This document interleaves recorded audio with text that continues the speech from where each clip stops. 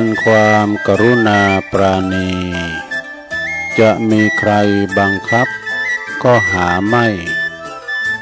หลั่งมาเองเหมือนฝนอันชื่นใจจากฟากฟ้าสุลาลัยสู่แดนดิน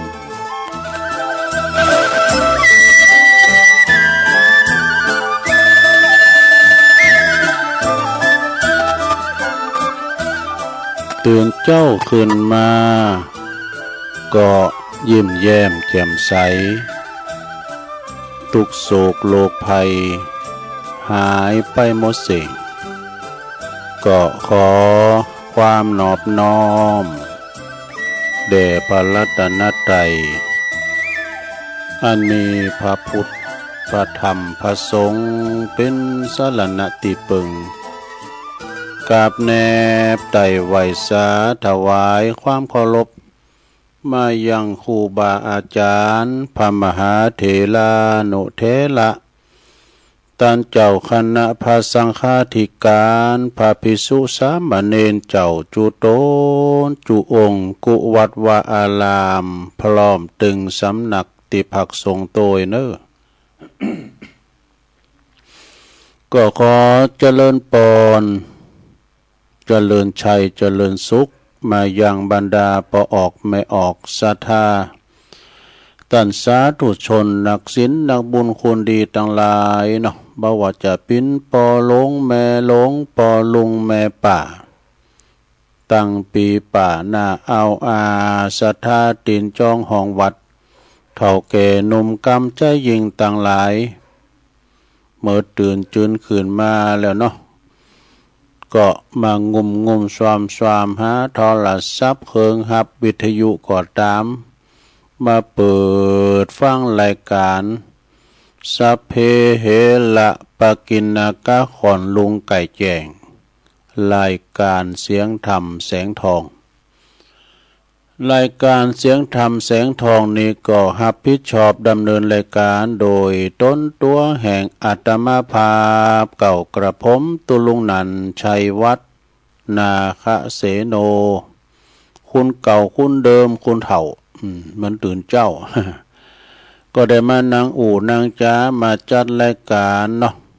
อยู่ที่วัดพระธาตุดอยน้อยตำบลดอยหล่ออำเภอดอยหล่อจังหวัดเชียงใหม่ก็มาปะมาปบกันในยามค่ำคืนดึกค่อนคืน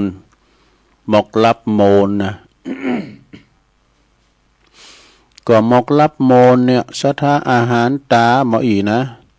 รับสนิทแต่อยู่ในความฝันอยู่แต่บางตานบางคืนนั้นนี่ก็ตื่นมาก็เป็นอันว่าบัดรับคุบขาบอยู่ในสลีตีนอนเนาะจะลุกมากอดเจ้าลำไปเกรงใจลูกเต่าเขารับเขานอนเขาเยการอิดอ่อนพักผ่อนเมื่อคืนก็คุบขาบหนูขับไหนยุหันเกินแต่ถ้าหากว่าเขาอยู่คนเดียวก็จะลุกมาเกี่ยวหมากก้าดูดโมลีก็ยอมได้นะลงเด้ออยู่คนเดียวเนี่ยมันดูดต่างเขาจะเปิดกอยเปิดดังก็แล้วแต่เขาจะรับก็แล้วแต่ตามอำเภอนำใจของเฮานะเนาะศรัทธาฉะนั้นแล้วก็เมื่อตื่นมาแล้วก็มาฟังสำหรับตุลุงก็ก้อนใกล้เอาเนาะมันนำเสนอในธรรมพองมรดกธรรมพองธรรมบรรยายพองเ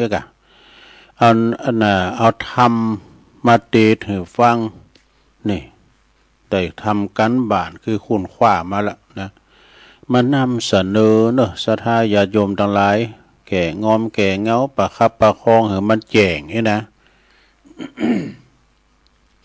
จะนั่นแล้วนะก่อนตีตุลุงจะเอ่ยไปดังคืนบุญ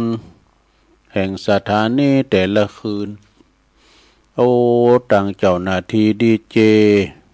เปิ้นก็บ่ปินรับบ่ปินนอนอย่างตุลุงนี่เหมือนกันนะ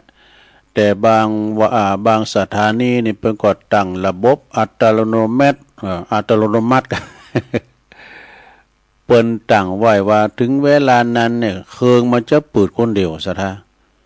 เทคโนโลยีนี่ก็เน็ตเหมือนกันนะมันจะเปิดคนเดียวแล้วก็จะ ออนไลน์คนเดียวอีกก็มีดูเพิ่นตั้งระบบนะแต่บางคนเนี่ยก็อัตโนมัตินะมันเหมือนอัตโนมือตัวเองนะตัวคอมเปิดพองก้ามชังก้าเนี่ยมันก็บ่ค่อยแน่นอนเนาะซึ่งเตอก็ดักแซบอ่ะสะทาเนี่ยอันนี้มันก็แล้วแต่คุณเฝ้ามันก็นะสะทาแต่ก่อนเตอก็มันดักไปก้ามชังก้าก็เกี่ยวกับเน็ตพองนี่นะฉะนั้นก็อดสาฟังไป ก็ขอบคุณตังเจ้าหน้าที่ดีเจที่เป็นควบคุมเคิงตัวเนาะควบคุมเคิงตัวก่อนอื่นที่ตุลุงจะไปตั้งคืนบุญแต่ละสถานีนั้นตุลุงก็จะไหวพระเกินสวดมนต์กล่อมก่อนเปิดความปินสิริปินมังกละปินมงคลกับตนกับโตกับครอบครัวลูกหลานตันเต่าอยู่ดีมีสุขขจัดปัดเป่าโพยภัยเสน่ห์จังไรต่างหลายมันหายสิ้นไปนี้ไกลแสนโยดแสนว่านำปาเอาสิ่งที่เป็นมังกะละเข้าคุมโหหอเฮินหอนะอยู่ดีมีสุขกัน พร้อมแล้วก็กราบหนึ่งกราบสองกราบสามอิมินาสกาเลนะพุทธังอภิปูชยามะอิมินาสกาเลนะธัมมังอภิปูชยามะอิมินาสกาเลนะสังฆังอภิปูชยามะอะระหังสัมมาสัมพุทโธภคะวาพุทธังภคะวันตังอภิวาเทมิสวากขาโตภคะวตาธัมโมธัมมังนามัสสามิสุปฏิปันโนภะคะวะโตสาวกสังโฆสังฆังนะมามิ นะโมตัสสะภะคะวะโตอะระหะโตสัมมาสัมพุทธัสสะนะโมตัสสะภะคะวะโตอะระหะโตสัมมาสัมพุทธัสสะนะโมตัสสะภะคะวะโตอะระหะโตสัมมาสัมพุทธัสสะอิติปิโสภะคะวะอะระหังสัมมาสัมพุทโธวิจาจารณะสัมปันโนสุขโตโลกวิโตอนุตตโลปุริสตัมมาสาลาทิสัทธาเทวมนุสสานังพุทโธภควาติสวากขาโตภควตาธัมโม สันติทิโกอากาลิโกเอหิปัสสิโกโอปันนายิโกปัจจตังเวทิตาโปวินโยเหติสุปฏิปันโนภะคะวะโตสาวกสังโฆอุจจุปฏิปันโนภะคะวะโตสาวกสังโฆยายะปฏิปันโนภะคะวะโตสาวกสังโฆสามิจิปฏิปันโนภะคะวะโตสาวกสังโฆญาติตังจัตตาลิปุลิสะยุคานิอัฏฐปุลิสะปุคลาเอสะภะคะวะโตสาวกสังโฆ อาหุนายโยปาหุนายโยตักขินายโยอัญจลิกาลนิโยอนุตตลังปุญญเขตังโลกัสสติจายันโตโปติยามุเลสกายานังนันทิวัตโนเอวังตวังวิจัยโยโหหิจัยสุจัยมังกเลอปัลลาจิตตปัลลังเกสิเสปัตวิปุคะเลอภิเสเกสัพพพุทธานังอากาปโตปะโมทัตติสุนักตังสุมังกลังสุปาภาตังสุโหติตังสุขันโดสุโมโหโตจะสุยิถังพลัมมันจาลิสุปัทคินังกายกัมมังวาจากัมมังปัทคินังปัทคินังมโนกัมมังปณิทิเตปัทคินาปัทคินานิกาตวันนะลาพันตัเถปัทคิเนสัพพิติโยวิวาจันตุสัพพะโลกโควินาศตุมาเตภวัตวันตลายโยสุขิติกายุโกภวะอภิวาทานาสีลิสานิจังวุตตาปัจจายโนจัตตาโลธรรมาวัฏันติอายุวันโนสุขังปะลังเอาแล้วน้อศรัทธาญาติโยมทั้งหลายตุลุงก็ปินเก้าปินโหนำสวดมนต์ไปปินตีเรียบร้อยเนาะก็ขอ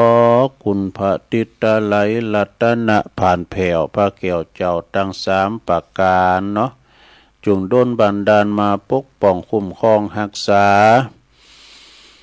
วัดวาอารามขวงแก้วทั้งสามนำมาปกป้องดูแลรักษาครูบาอาจารย์พระสงฆ์องค์สามเณรเจ้านะอยู่กับวัดกับว่าเหือมีสง่าราศี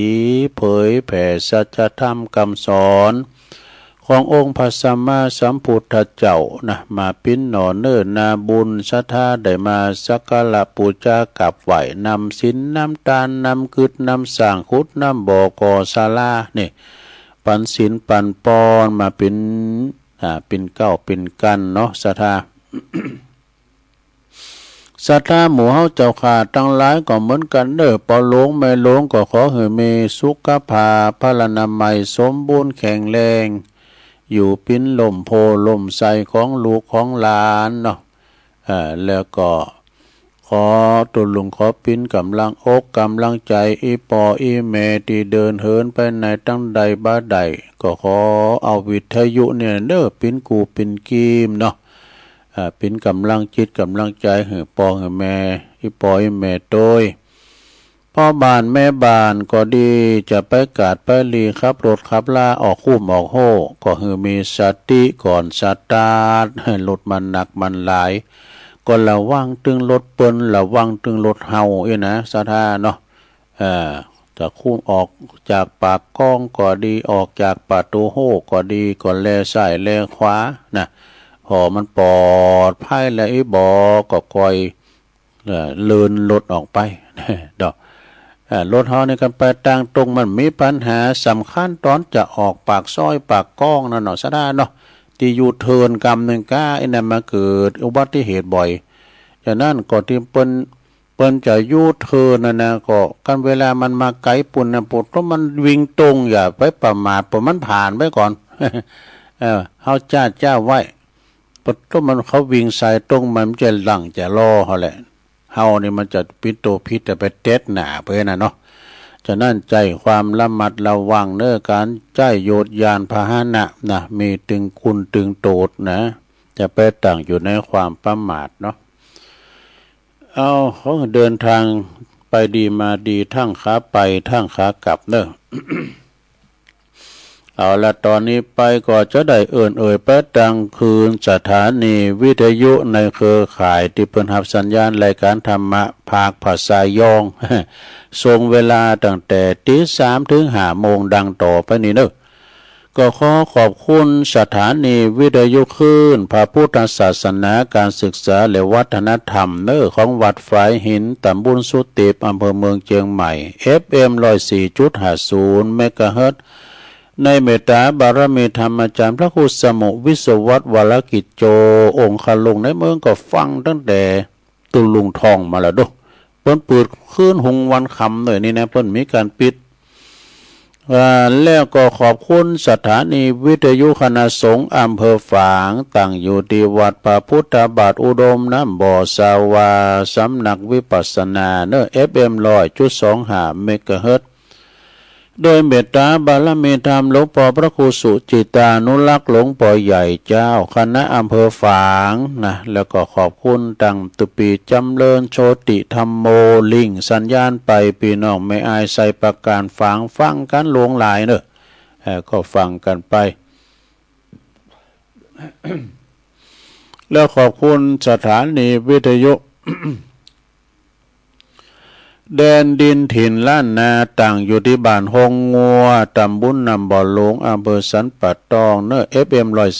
103.50 เมกะเฮิรตซ์โดยคุณรุจิสมบัติเงาคำ2 เท่าเฝ้าลานจากนำบ่อหลวงด้วยนะขอบคุณสถานีวิทยุขึ้นธรรมะของชุมชนวัดห้วยตองซักตำบลคงเป้าอำเภอจอมตองเนอ FM 98.75 เมกะเฮิรตซ์โดยเมตตาบารมีธรรมอาจารย์พระครูวาปีวรมณิตโซนไต่สายแต่ก็ฟังตั้งแต่อมตะเพลงเก่าลูกทุ่งอดีตดังเพลงดังในอดีตขอบคุณสถานีวิทยุมนเสียงธรรมจากอำเภอแม่แจ่มบัดบุผารามFM 106.25 เมกะเฮิรตซ์โดยเมตตาบารมีธรรมอาจารย์หลวงพ่อพระครูมงคลวิสิทธิ์ในหลวงพ่อใหญ่เจ้าคณะอำเภอแม่แจ่มนะครับไหวสาบารมีธรรมหลวงพ่อด้วยขอบคุณท่านปลัดอุทัยถึง2อุทัยด้วยเนอะพี่น้องแม่แจ่มก็ฟังกันมากโป่งหลงหลาย ขอบคุณสถานีวิทยุเน็กเนลเรดิโอ FM 96.75 เมกะเฮิรตซ์ตั้งอยู่ที่บ้านจงตำบลทุ่งกวาวห้างหุ้นส่วนจำกัดอนุสรณ์เรดิโออำเภอเมืองปานจังหวัดลำปางขอบคุณสถานีวิทยุชุมชนคนเหนือเขื่อนตั้งอยู่ที่บ้านดุงดำอำเภอฮอดจังหวัดเชียงใหม่ FM 90.75 เมกะเฮิรตซ์ขอบคุณสถานีวิทยุคลื่นเพื่อการศึกษาและวัฒนธรรมเรดิโอเน็ตเวิร์ก FM 103.00 เมกะเฮิรตซ์อำเภอเมืองจังหวัดลำปางขอบคุณสถานีวิทยุเรดิโอเน็ตเวิร์ก FM 99.50 เมกะเฮิรตซ์วิทยาลัยเทคโนโลยีเพื่อการจัดการกฟผ.แม่เมาะลำปางแล้วขอบคุณคืนใหญ่คืนหลงเนาะคืนนี้แน่นอนนะคืนวิทยุวิทยาลัยสงฆ์นครลำปางนะวัดบุญญาวาสวิหาร FM 106.50 เมกะเฮิรตซ์เนอในโดยท่านดร.จิรศักดิ์ปันลำนี่เปิ่นปิดผอ.ผู้อำนวยการสถานีเฮาขอบคุณท่านดร.พัชริยาฟองจันตาดร.แอมอันนี้เปิ่นปิดฝ่ายวิทยุลิงสัญญาณไปพี่น้องฟ้าแม่อายโซปุงไปญี่ปุ่น ดังนครลำปางนี่ก็ฟังกันมากโป่งหลงหลายเนอะเมืองรถม้าเมืองเคล่างนครนี่นะมาแถวเพียเนาะแถวอำเภอปุตโตหิมเมืองเถินเหมือนกันนะถ้าคืนนี่ไปไกลเนาะวัดพระธาตุลำปางโลงเพื่อนได้ยินบ่หรอต้องขอบคุณทางเจ้าหน้าที่ดีเจแล้วก็สีคำเรดิโอพี่น้องบ้านไก่นาเหลืองนอกอำเภอเวียงสาจังหวัดน่าน FM 92.50 เมกะเฮิรตซ์อันนี้ก็เป็นสถานีคืนบุญแต่ละคืนเนาะตีเปิ้นลิงสัญญาณนำเอารายการครูบาอาจารย์ไปสู่ท่านผู้ฟังอยู่ที่ไหนก็ฟังได้บ่มีปัญหาการเรื่องเน็ตกำจังก้านี่นะมัน ลุ่มเน็ตมันลุ่มแล้วก็ไม่ได้ฟังแต่อันนี้เน็ตเปิ่นดีฟังที่ไหนก็ฟังได้อยู่ในเฮินไฟเฮินน้อยอยู่ในห้องน้ำอยู่ในกาดในลีนี่ไปเก็บฮักหนอเก็บฮักละก็ตามเลยนะมันได้หมด เอาตุลุงมาติวตุลุงไปเป็นกูเป็นกี้มโดยนี่แต่เจ้าก็กันไผเปิดก็ตุลุงสวดโยโกห้องแล้วรู้นะพุทธคุณธรรมคุณสังฆคุณเนี่ยปัดเป่าขจัดโพยภัยเสน่ห์จังไรตันหลายมาลายหายสิ้นเพราะการสวดมนต์นี่เป็นเสียงสวรรค์นะซะนะได้ยินถือไหนขจัดปัดเป่าโพยภัยเนาะเป็นคาถาทั้งนั้นน่ะเปิ้นสวดมนต์นี่นะซะนะพระพุทธเจ้าเปิ้นดึง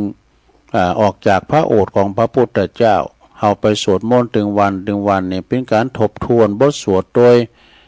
แล้วก็เป็นการปลุกเสกตัวเองโดยเนี่ยหลวงพ่อท่านพระครูสาธุกิจจันนันท์ปนอบรมพันเห็นอีตลอดอย่าไปขี้ข้านกันเลยนะได้ยินเสียงหลักกัง ตึงเจ้าตึงแรงก็มานั่งสวดมนต์ภาวนา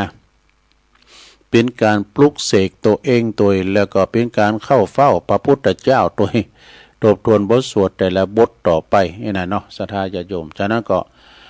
เวลาเป็นสวดมนต์นี่ขจัดปัดเป่าโพยภัยทบทวนกรรมต่างๆโดยของบากินมันหูเนาของบ้านเรามันหูลืมล่องกะเราทำได้สวดสักเดินเนี่ยหลวงมันฮิจะลืมแล้วนี่สัญญามันไม่แน่นอนมาคิดจะลืมแล้ว วันนี้มาปะกันก็ตรงกับวันนี้เป็นวันอังคารที่8แล้วเนอะวันนี้นะปฏิทินมันอยู่ไกลเนี่ยนะปฏิทินของครูบาดอยอันวันที่8วันนี้วันอังคารเนาะสระวันที่เก่าวันพุธเนี่ยโอ้เป็นวันหอแล้วเลยพุธเป็นวันหอแล้วเนี่ยเก่าเก่ากรกฎาคม68นี่นะพวกนี้เป็นวันโกนแล้วแล้วก็วันฮือวันที่10ก็จะเป็นวันศีลแล้วนะเป็นวันอาสาสมัครนะปัจจัย อาสาฬหบูชาเป็นวันที่พระพุทธศาสนาของครบพระรัตนตรัยเนาะแล้วก็เป็นวันเข้าพรรษาของคุณบ้านด้วยตู้เจ้าเขาปุ่นเข้าปุ่นวันที่11ปุ่นวันแฮมคำปุ่นลงเด้อวันแฮมคำปุ่นนะมาพบมาปะกันวันนี้แล้วเปิดบ้าหือกาดแก้วเสเวลานักไปกว่านี้ตุลุงก่อนน้อมนำเอาพระธรรมเทศนานะแบบบรรยายเนอะโวหารสำเนียงปืนเมืองนะเทศได้ทุกงานแม้แต่งานศพมรณะคอนเสิร์ตดูมรณะคอนเสิร์ตนาโกดเพราะว่าปะผ่าห่มเมื่อไก่แจงปะจีนแห่งเมื่อขิวห้อมมีแล้ว อันนี้มาพิจารณาก็ได้ร้องฟังบ่เด้อก็มีเจ้าภาพอยู่2 ท่านนะ2 ท่านด้วยกันวันนั้นไปช่วยงานที่วัดวัดใหม่ปุณะวัดใหม่เชตวันนะเนาะตุลุงโอครับปุณนะก็มีแม่อุ้ยป้าอุ้ยใจแม่อุ้ยทาตุงคำเด้อบันกูไล่มือนี่เปิ้นจะต้านทำตานไปหาปอสีลานตุงคำด้วยนะเกมน้ำหยาดไว้เนอะลงเนอะอุ้ยใจแล้วก็อันนี้ทัศนีกันนะคำตันนี่นะบอกกอนี่ตั้งใดฮะบันกูก็เนาะกูและมือนะจ๊ะเปิ้นเอามาโดยการหมอเปิ้นตุลุงโดยตุลุงจะว่าทำก่อนเนาะศรัทธาญาติโยมเนาะฟังธรรมแบบธรรมบรรยายนะฮะคอนเสิร์ตมรณะคอนเสิร์ต เป็นธรรมบรรยายเคยว่าแล้วนะศรัทธาก็เอามาว่าแถมมันทำนี่มาฟังเบิ่มกายเนาะเป็นธรรมบรรยายเนอะปูจานมื้อไหนเพราะไหนอ้ายให้ธนาทำให้ผมได้นะพรหมจารกาย อากาโลมะหมดท่อกินบอมลำไปนี่เอากาโลมะก็ได้นี่เพราะนั้นอายฟังธรรมไปก่อนเนอะลงเนอะต่างนะโม3จบก่อนฟังไปก่อนรับไปเนอะ นะโมตัสสะภะคะวะโตอะระหะโตสัมมาสัมพุทธัสสะนะโมตัสสะภะคะวะโตอะระหะโตสัมมาสัมพุทธัสสะ นะโมตัสสะภะคะวะโตอะระหะโตสัมมาสัมพุทธัสสะปฏิมังเสตมันตนาติ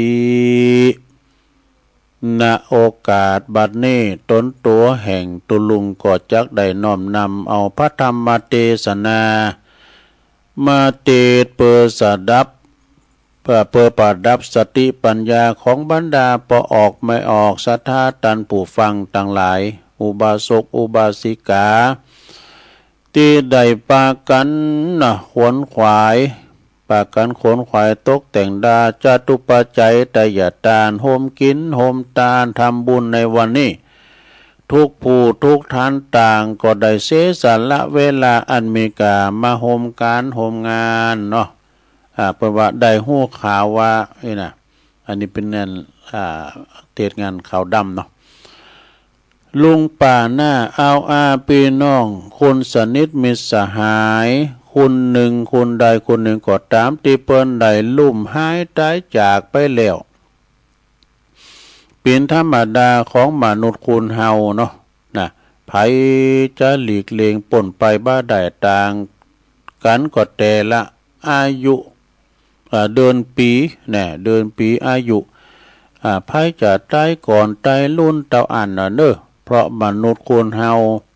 บ่สามารถลงหู้ลงหน้าได้มันบ่มีนิมิตมันบ่มีเครื่องหมายดังตันต่างหลายที่เคยฟังข่าวจ่อยบ้านเฮาเมืองเหนือบทถึงเปิ้นว่าวันเกิดเฮาฮู้แต่บ่แจ้งดีหลีวันเกิดฮู้วันเกิดแต่ฮู้แน่แจ้งดีหลีวันตายบ่มีไผจักฮู้ได้นี่ไผฮู้จักวันตายเนาะสดาไผบ่ฮู้นะเปิ้นว่าองค์สมเด็จพระสัมมาสัมพุทธเจ้าเปิ้นตรัสไว้เป็นภาษาบาลีว่าอนิมิตตมะตัญจะอิทะชีวิตังนี่เป็นบาลีเนาะเปิ้นก็แปลความว่าบ่มีนิมิตแล้วก็เครื่องหมายที่จะบอกให้ฮู้ว่าเฮานี่จะตายวันไหนเวลาไหนเมื่อใดก็มาสังเกตดูแล้วว่าก็จะนำความคิดเป็นว่าดูแล้วก็น่ามาคิดเมื่อว่ามีการตายวายชีวิตคุณต่างหลายคุณนั้นจะปิ้นมิตรปิ้นเปินปิ้นวงศาคณาญาติคุณทุกคนปองหูข่าวก็จะตกใจเสียใจหดหูใจนี่บางครั้งก็จะมีน้ำตาข้อเบาน้ำตาลิ้นไหลออกมาโดยบ่หูซึกตัวนี่ถ้าคุณนั้นเป็นคุณดีนะสถานเนาะเป็นคุณดีเป็นคุณที่มีคุณงามความดีหนักมีประโยชน์นะหรือว่าคุณเฒ่าคุณแก่ที่เปิ้นมีลูกหลานตานเต่าในวงศาคณาญาติวงตระกูลญาติของเปิ้นตลอดถึงวงสังคมเปิ้นเป็นคุณดีก็ยิ่งจะเสียอกเสียใจเสียได้หนักหูข่าวว่าเปิ้นจากไปก็เสียได้กันโอ้โหเปิ้นโหมกินโหมทานเปิ้นเป็นคนดีช่วยเหลือสังคมเนาะแต่มันก็ตรงกันข้ามคนที่ตายไปนั้นบ่มีคุณงามความดีอย่างสักอย่างบ่มีประโยชน์จันนะหือสังคมเลยแม้แต่น้อยทำแต่ความเดือดร้อนให้กับวงศาคณาญาติปอตายดับดินสิ้นลมไปแล้วคุณไก่สิทธิ์ติดเคียงก็หูซึกเฉยๆหูซึกเฉยๆบ่ตกใจบ่ดีใจบ่เสียใจหรือว่านึกอยู่ในใจตายก็ดีบ่จริงอยู่ว่าทำความเดือดร้อนคำปอคำแม่บ่เกิดในใจเนาะยุคนี้สมัยนี้เขาหันกันปิ้นประจำอยู่ลูกแท้ๆตายพ่อแม่ก็ดีผู้ที่บังเกิดเก่าก็ดีหู้ชึกเฉยๆดอก บ่ตุกบ่โศกบ่เศร้าเหงามองอย่างสักอย่างไอ้นี่มันอาศัยต้องแม่มันมาเกิดมาแล้วก็มาบัดทำคุณมาประโยชน์บัดฟังกรรมปอกรรมแม่มาคำปอคำแม่นี่มาบุบโหตีแต่บางคุณนะมาหลีดไถสตังปอสตังแม่เอาไปกินเหล้าก็คบปู่คบฟูงใกล้น่ะแต่มาดุด่าว่าหือปอหือแม่ทำหือปอแม่เสียอกเสียใจมันอาศัยต้องมาเกิดแต่ทำหือแม่มันน้ำตาตกในปนว่านะเลี้ยงใหญ่มาแล้วเต้าหงเต้ากามาทอดตุมลาขว้างไว้เสียจ้อยบอกกึดทอดตัวเมื่อยามหนุ่มน้อยแม่พอคอยดูเจ้าอยากตุกนี่เมื่อกลางคืนเย็นแม่กึดนั่งลุกหมอบเจ้าลงไวเมื่อเกิดใหญ่มาแล้วนะในจิตในใจแม่จักห้ำไห้ขวัญมาเนื้อเจ้าแม่จักจามไอก็กวนนายลูกเต้าสะดุ้งตื่นเมื่อเวลาตื่นพักผ้าขี้เยี่ยวนายอีแม่ก็เอาไปซักตึงตากแห้งตึงวันเลี้ยงใหญ่มาแล้วมะม้อยจอมขวัญมีใจมอยดำปากห้าวสวกกา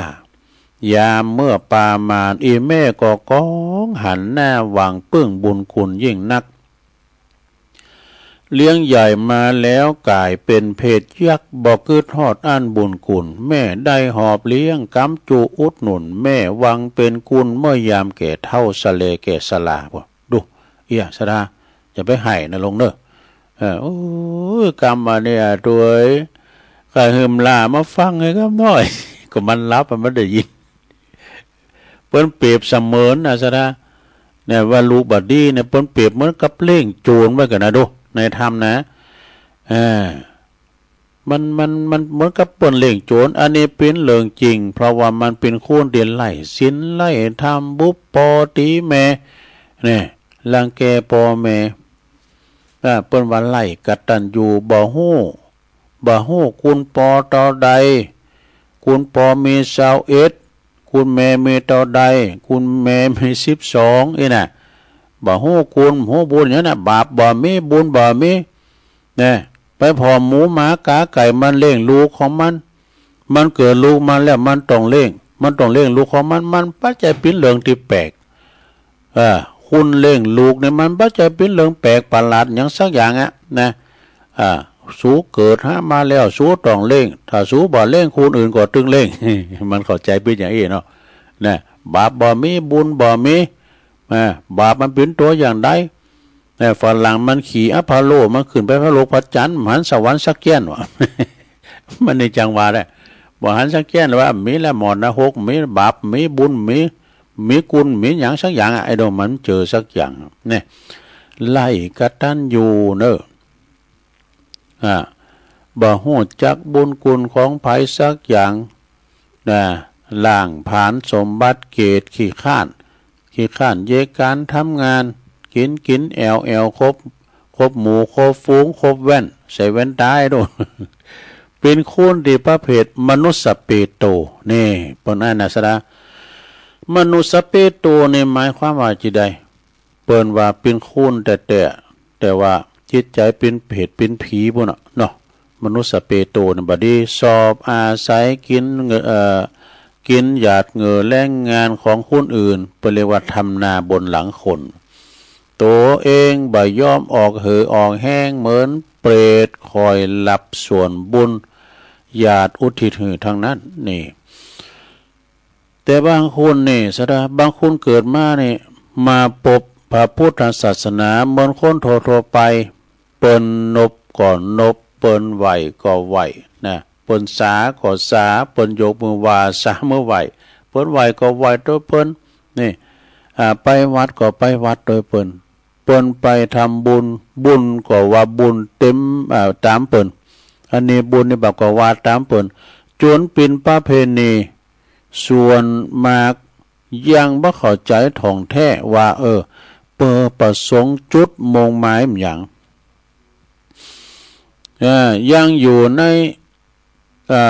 ข่ายอวิชชาโมหะหรือว่า ตะโมตะมะปลายโนมืดมาแล้วก็มืดไปน่ะบ่เลิกเปิ้นว่าบ่เลิกวัยและอายุจะสังเกตได้จากไปวัดไปว่าทำบุญประกอบศาสนพิธีนี่นะจะปะจะหันสอบเพราะว่า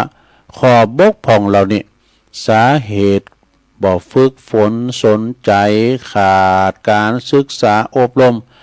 ขาดบัณฑิตผู้ฮู้จี้แจงแนะนำเด้อข้อแปลว่าที่ข้อสำคัญคือตัวเองขาดฉันทะความสนอกสนใจนะเพราะว่าฉันทะคือความพอใจ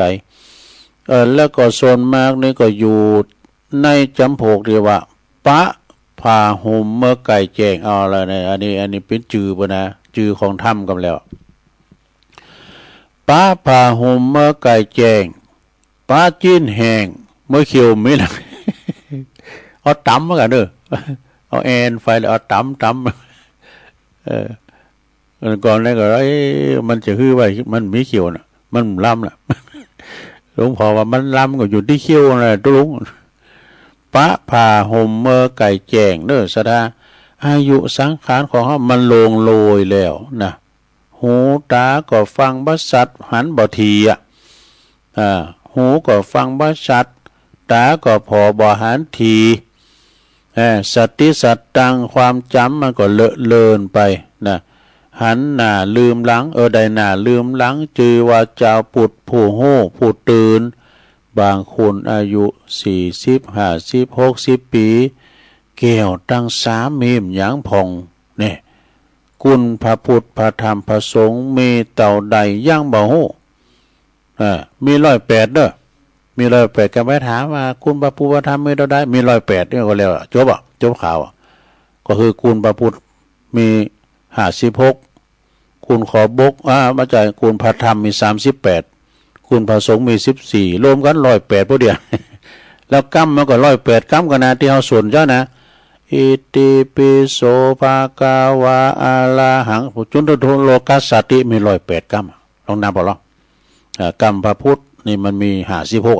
56พระสงฆ์มี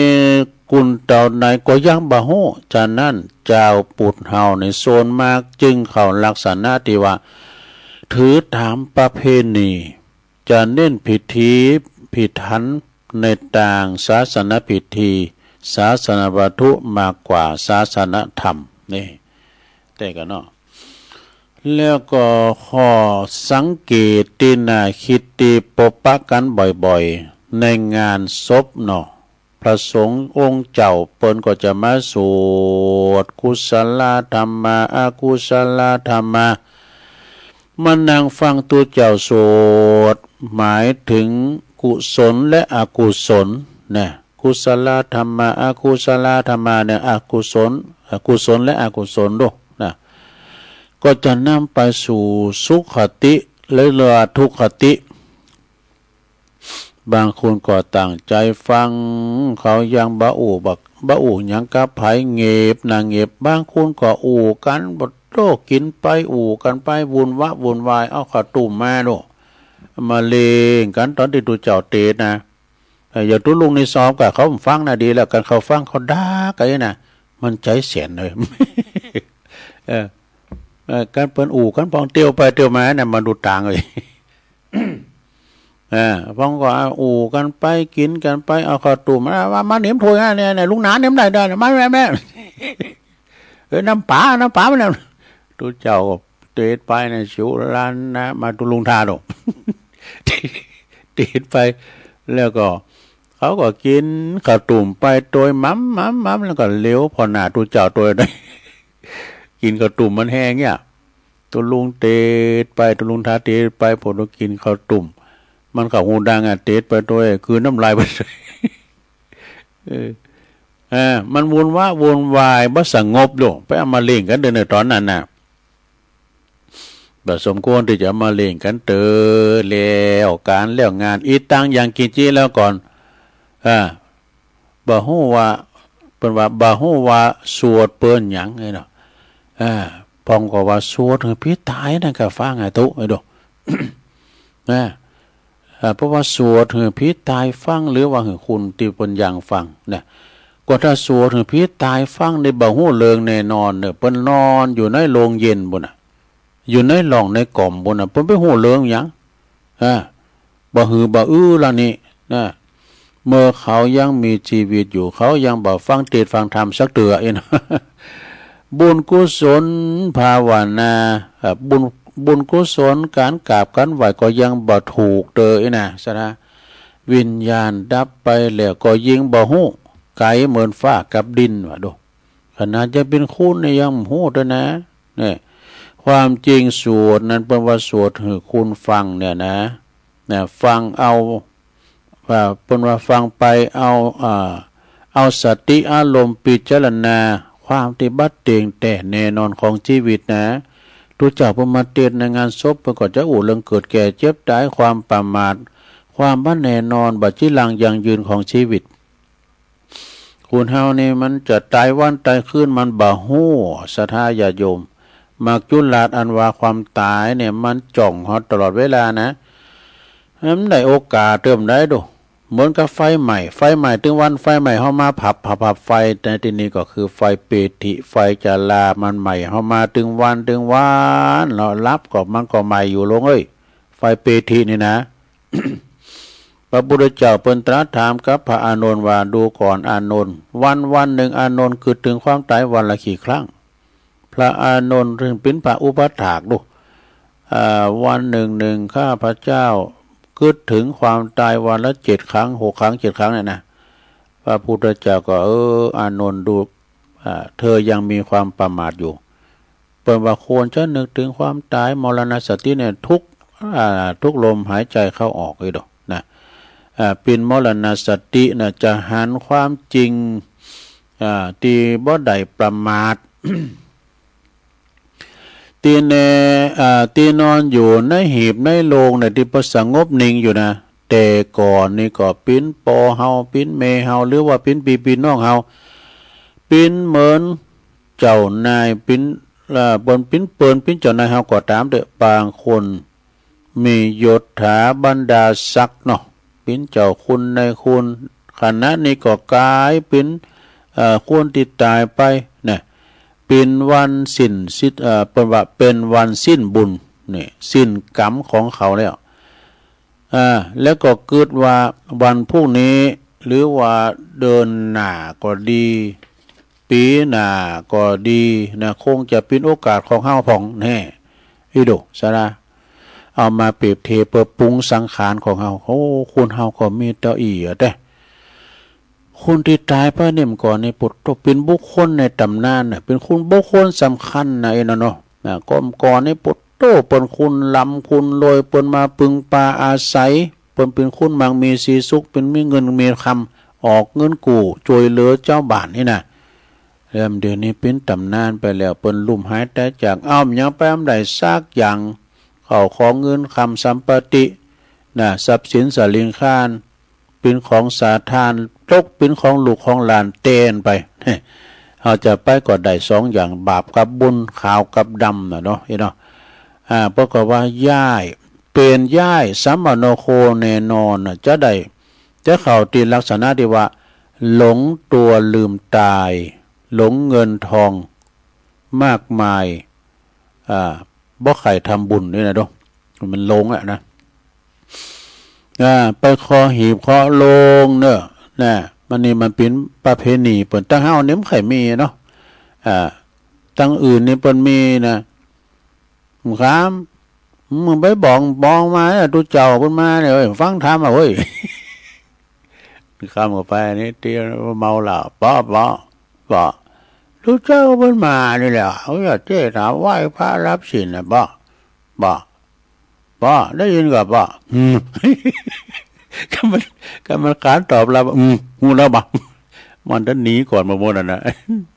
เราสั่งเราไหว้หมดเลยมันเป็นประเพณีบ่เนาะนะมันมีเป็นบางทีนะลุงก็เคยหันเหมือนกันนะแล้วมันมือเนี่ยมีเคาะหีบเคาะโลงเนาะเมื่อตัวเจ้าเตดบอกศพว่านะฟังธรรมเนอ ตีตุโจกก็ไม่เหรอตีปู่พามอ่ะปู่พามมันไปเสียศพปู่อันตุเจ้าตุจีดกอ่ะ ไปเสียศพปู่พามาเอาไม้เต่ามาต่อยกองลัวปู่พรามโกโกกากเอาน้ำต้นมาหยาดไหวก็หิมปากบอกหูจักกรรม มันได้จำไปเลยเนาะบอกหูจักกรรมเยอะยำยอกเอาน้ำต้นตอกลงกองหลัวว่าเอาศีลเนอฟังธรรมเนอปู่พรามเนอ นะโมปู่พรามเฮ้ยตายไปแล้วเขาขอเงินคำนี่ตุจกจะเอาหมด ลืมไปเมื่อทำก่อนนี่เคยติดนะทำเนี่ยตรงไหนอ่ะ ฟังเตดเนอฟังธรรมเนอนะฮับสินเนอเนอปอนเนอนะเงบบ่มีเสียงขานตอบรับนี่ไม่มีเสียงขานตอบรับมันเป็นเพลงปริศนาตีทำสืบกันมาเป็นประเพณีปนรัชดาเนาะมันเป็นบอกว่าเป็นการเตือนคุ้นดีเตือนคุ้นปิ้นมากกว่าเนี่ยยามเมื่อเรามีชีวิตอินทรีย์อยู่นะสอนจะได้เขาก็บ่ไข่สนจิตสนใจเลยร่างกายแข็งทื่อปิ้นตอนใหม่อ่ะนะมันก็ไล่ความหู้ซึกสายเกินไปสายเกินแก่และก็ตีน่าคิดอีกประการหนึ่งเนอะเป็นว่าทุกคนมีนะ เผ่าพันธุ์วงศาคณาญาติอยู่ไกลก็ตามอยู่ไกลแล้วก็อยู่ไกลยามเมื่อเจ็บป่วยเมื่อไข้นี้มาเยี่ยมกันแม่เพราะว่าบ่ได้มาเยี่ยมกันต่างคนต่างอยู่สบายสดาเนาะเนี่ยเปิดว่าคิดถึงในยามหยังพองเปิดว่าคิดถึง3ยามจนยามเจ็บยามจากนี่ยามจนนี่ก็ไปช่วยเหลือพองญาติพี่น้องของเฮาเนี่ยไปเอาชะตั้งไปหือมันพองไปแปลงหอแปลงเฮือนมันมารู้ลูกเต่าเหล่าล้านมันหลายไปช่วยมายามจนโดยามจนเงินจนทองจนข้าวของสัมปติก็ไปช่วยมันยามเจ็บไข้ใดพยาไปอยู่ห้องยุกห้องยาก็ไปเยี่ยมเปิ้นพองให้กันเนาะไปพอไปคอยยามเจ็บยามจากนี่ยามจากในสุดท้ายสิ้นสุดแล้วเด้อยามจากนี่นะจากเฮิรนตีเคยอยู่จากอู่ตีเคยนอนจากหมอนตีเคยหนุนจากบุญตีเคยได้กระทำจากกรรมตีเคยก่อจากน้ำบ่อที่เคยตักต้องปัดพักจากที่อยู่ที่อาศัยไปไม่กลับหลับไม่ตื่นฟื้นไม่มีหนีไม่พ้น หนีไม่พ้นเนี่ยเพิ่นว่าคนเฮานี่เกิดมาในโลกหลาสงสารเนี่ยตายเหมือนกันหมดเนี่ยเพราะว่าพระสงฆ์องค์สังฆเจ้าก็มรณภาพเหมือนกันหมดเนาะบาดเจ็บไข้ได้ป่วยก็ตามเด้อเมื่อถึงข้าวนั้นก็ไปหมดบางคนนี่บางผู้บางคนนี่เป็นคนไปมาหาสู่กัน5 ปี10 ปีก็มีข้ออ้างว่ามันงานสารพัดเนอะมันบ่วางไอ้นั่นไม่ได้ยิ้มเจินกันเดินหน้าก่อนเนอะเดินในก่อนเนอะเลยบ่ได้อู้ฟูกันเนี่ยเวลามวยมอดมรณาตายปัดภาคจากกันไปก็บ่มีวันที่จะมาปะกันแถมซ้ำเนี่ยพอคุณหนึ่งลุ่มคุณใดคุณหนึ่งลุ่มหายตายจากไปมีแต่วงศาคณาญาติติมบ้านติมจ้องตึงไก่มาโอดโคอันนี้กันนะหวยไห่กันในลำพึงลำพันว่าหาคุณตายบ่นว่าหักเสียได้อินดูสงสารแต่คนตายก็บ้าหับหูแล้วเนี่ยบ่หือบ่แล้วเป็นบ้าหับหูแล้วพึงแม้ว่าจะเอาเงินเอาคำมาเป็นหมื่นเป็นแสนก็ตามเด้อเอามาหือเขาก็บ่จืนสู่ยินดีเนอะนะก็พอเปิ้นหับหูแล้วนะยามอยู่ดีเพราะว่ายามอยู่ดีบ่เจ็บบ่ปิ้นมาแอวหากันเมินยาติบเนี่ยเวลาเปิ้นอยู่ห้องยุกห้องยายกันเนาะเมินยาติบยาอินดีมันจะได้ขึ้นสวรรค์จันทร์ฝ่ายว่ะกินน้ำพริกกะพักโลกะก็ลำไม่ดูดังมีกรรมว่าปะปบปะยาม ปิ้นยอมหันน้ำใจปปะกันย่ำตายยอมหันน้ำตาเด้อพ่อแม่พี่น้องศรัทธาท่านผู้ฟังทั้งหลายสาธุชนทั้งหลายนะได้ตุลุงก็เทศนามาเป็นลักษณะขอคิดสังเกตเปรียบเทียบเป็นขอคิดเด้อฟังแล้วเก็บไปพินิจพิจารณากับตนเองตายแล้วประวัติตายแล้วใส่เสื้อผ้าสูทดำเนี่ยเหมือนกันหมดเป็นว่าเป็นการไหว้ตุกว่ะคุณตายนะนี่เป็นการไหว้ตุกให้คุณตายฉะนั้นนี่ศรัทธาญาติโยมทั้งหลายบางทีเนี่ยก็คุณตายไปแล้วตรงบางข้างอันประวัติตรงกันข้ามบางทีบางแห่งเนี่ยงานศพเนี่ยเปิ้นจะมีมหรสพดุริยดนตรีดูดุริยดนตรีเปิ้นจะเฉลิมฉลองก็ว่างานผีตายอีดอกงานผีแปลว่างานผีตายปิ้นเลิงปิ้นตีลื่นเริงว่ะที่เขาเรียกว่ามรณะคอนเสิร์ต มรณะคอนเสิร์ตมันมีมันก็นะศรัทธาตุลุงไปหาใน TikTok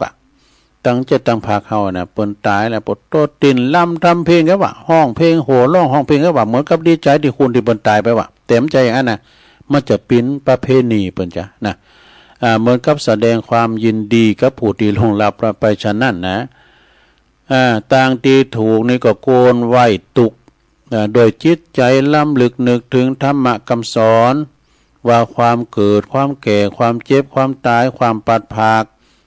จากกันเนี่ยมันถึงบ่เตียงแต่แน่นอนนี่แล้วก็เตือนตัวเองว่าเหตุการณ์เช่นนี้วันหนึ่งจะต้องตกเกิดขึ้นกับเฮาตัวของเฮาทุกคนนี้บ่พ้นนะจะได้รีบประกอบกรรมดีสร้างบุญกุศลสร้างบุญกุศลเมื่อว่าตนยังมีชีวิตลมหายใจอยู่นะคือมีการสร้างบุญกุศลตายไปแล้วได้ยังไปสักอย่างไปสู่สุสานปัจจามีผู้ที่จัดการก็คือสัพพะลือสมาเด้อคุณจัดการศพเด้อเนาะเปิ้นบ่เห็นว่าสัพพะลือว่ะเปิ้นที่จัดการน่ะเปิ้นก็จะได้ใจใส่ดูแลเฮาตัวเหลือกระดูกนั่นน่ะเด้อซะท่าเหลือกระดูกในที่สุดแห่งการแสดงพระธรรมเทศนาที่จริงมันจะจบเจ้าละลุงก็แมวไปของไอ้เนาะในที่สุดแห่งการแสดงธรรมเทศนาก็ขออำนาจคุณพระแก้วเจ้าทั้งสามมีคุณพระพุทธพระธรรมพระสงฆ์แล้วก็บุญกุศลนิศรัทธา จงมาของศรัทธาป่นจากโลคาพยาธิมีอายุวันนะสุขะภาลาทุกทิภาลาติการดังที่ตุลุงได้แสดงธรรมเทศนาเลืองปะผาหุมเมื่อไก่แจ้งมรณะคอนเสิร์ตมาก็พอสมควรแก่กาลเวลาก็ขอสมมติยุติลุงปรุงไว้เพียงเท่าอีเอวังก็มีด้วยประกาศนีสาธุสาธุสาธุจบลงไปซะดาจบลงไปนะธรรมบรรยายของตุอุ้ยนะหลวงพ่อบุญปันปุญญธรรมโมแล้วก็มีเจ้าภาพเอาปอนด้วยกัน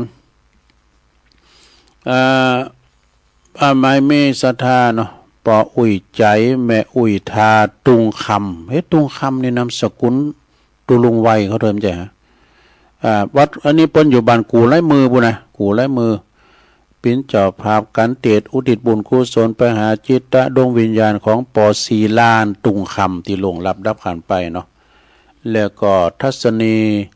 คำตันนี่ก็เป็นเขียนวัดหน่อยนะเราพิษพลาดประกันได้สุมาภัยนะเอาปอนตึงลงทั้งหลายกันเนอะสัพปิติโยวิวาจันตุสัพพะโลกโควินาสตุมาเตภวัตวันตลายโยสุขีติขายุโกภวะอภิวาตานาสีลิสานิจังวุตตาปัจจายโนจัตตาโลธรรมาวัฏันติอายุวันโนสุขังปะลังเอาแล้วแต่ก็ลืมครับป่าบุญศรีป่าน้อยเอาไว้วันพัดวันลืมไปเหรอแม่บุญศรีป่าน้อยนี่เปิ้นก่อปิ้นเจ้าภาพตานไปหือ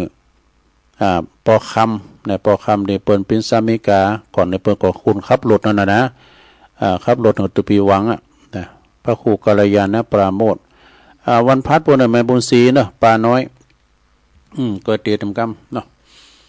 เอาละเนาะศรัทธาญาติโยมทั้งหลายตุลุงก็บริหารเวลามาก็ครบ1 ชั่วโมงก็จะขอพักกันนั่งมึนก็เจ็บหลังเจ็บเอวหอก็เดี๋ยวก็จะมามาจากันก็ตุลุงก็จะได้ยอบอย่างเตียวไปเตียวมายืดเส้นยืดสายหน่อยเนาะก็ได้ปากันเด้อเจริญปอน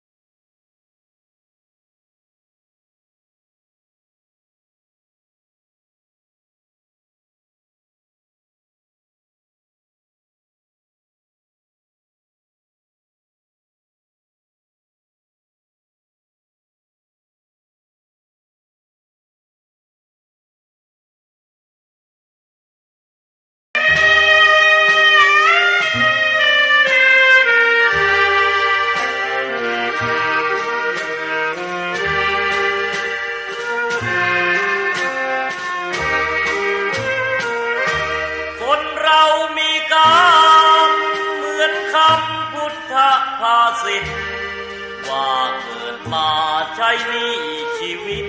ลิขิตไปตามบาปกรรมสร้างมาเกิดมาเป็นคนบ้างมีบ้างจนเป็นธรรมดาเหมือนเป็นสัญญาโลกเรานี้นาเปรียบโรงละครเกิดมาทุกคนไม่พ้นที่เชิงตะกอนเหลือตัวล่อนจนที่หลับที่นอนเหมือนกันคือโลกคนเรามีกรรมต้องทำกุศลไว้บ้างเพื่อแบ่งเบานิ บาปตามล้างคิดสร้างแต่บุญเป็นทุนเชื่อมโยงอย่าหยิบอย่าช่วยหาทางร่ำรวยด้วยการกินโกงแม้นตายเข้าลงบาปกรรมเพราะโกงติดตามเรื่อยไปถึงเป็นเศรษฐีมั่งมีเงินทองเพียงใดหมดลมแล้วไม่อาจนำเงินไปได้เลยสักคนเวรกรรมตามทานเห็นกันด้วยตาก็บ่อยเข้าอยู่ในคุกไม่ใช่น้อยไม่ค่อยจดจำในความทุกข์ทนสวรรค์ในอกและมีนรกในดวงกมลขอเตือนทุกคนว่ามีหรือจนไม่เห็นสำคัญหมดลมหายใจแล้วไปนอนเรียงเคียงกันที่ป่าช้านั้นไม่พ้นมือฉันพวกสัพพะเลอ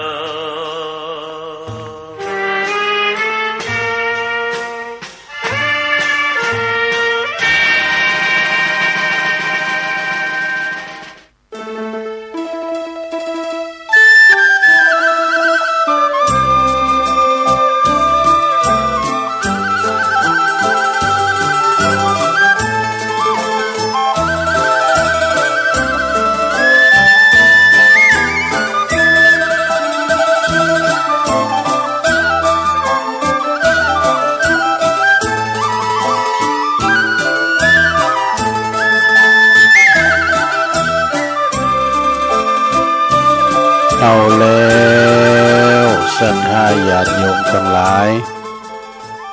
ตุลุงก็พักเบรกพักครึ่งเนาะยกใหญ่ไข่ตีนางมึนลำไปก็เจ็บหลังเจ็บแอวเตียวไปเตียวมายืดเส้นยืดสายทำธุระส่วนโตว เรียบร้อยแล้วก็มานั่งอู่กันต่อในชั่วโมงที่สองเนอะ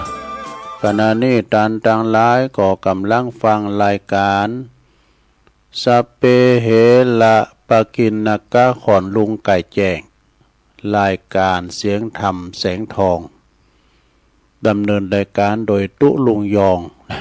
มานางอู่นางจ้าก็พอออกไม่ออกสะท่ากันไปนะเป็นกูเป็นกีมกันไปเนาะเอาทำมาเตดพองนะอันวันพัดหนานี่เป็นธรรมของหลวงพ่อมานิถาวโลเนอะสำนักสงฆ์ห้อมบุญว่าที่วัดโดยสมบูรณ์ ว่าจะปิ้นวัดแล้วหรอหลวงพ่อมานิจองทำไว้ว่าขอเฮือตู้ลงนิมนต์เตดทำอานิสงส์เข้าวัดสากำเนิดนี่นะวันพัดหนานี่วันพัดนี่มันจับวันศีลพอดีเนอะวันพฤหัสนะวันที่10พอดีจะได้เตดทำหลวงพ่อมานิถาวโล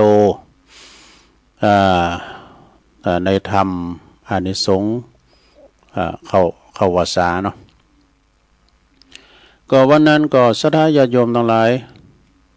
เฮาก็จะได้เข้าวัดเข้าวาตานโกเข้าโกน้ำกับญาติกาวงศาเป็นผีไตเก่าเนามึนก็ดีเนาะแต่ก็ทยอยกันไปพอเนอศรัทธาเด้ออันนี้มาว่าก็หลายกุมันก็เด้อ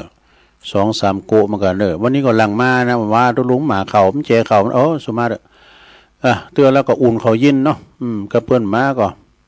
หลวงพ่อจังขีว่าบ่อยๆนะมาฟังอุ่นใจน้ำห้วยหน้าเลยตุลุง น้ำฟ้าไหลมาหอมเลยเตือนแล้วก็หุงเข่าเนาะเจก็หุงเข่าแล้วเนาะศรัทธาญาติโยมต่อนนี้ไปตุลุงก็จะเอาอันนี้มาวางกันกันเด้อศรัทธาเด้อเปว่าคติธรรมทาประวัติตานหรือว่า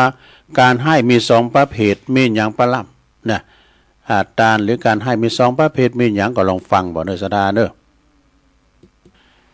เปิ้นว่าทานหรือการให้นะเมื่อกล่าวโดยสาระสำคัญก็จะมีอยู่2ประเภท2ประเภทคืออย่างพอง1อามิสทานก็คือการหือ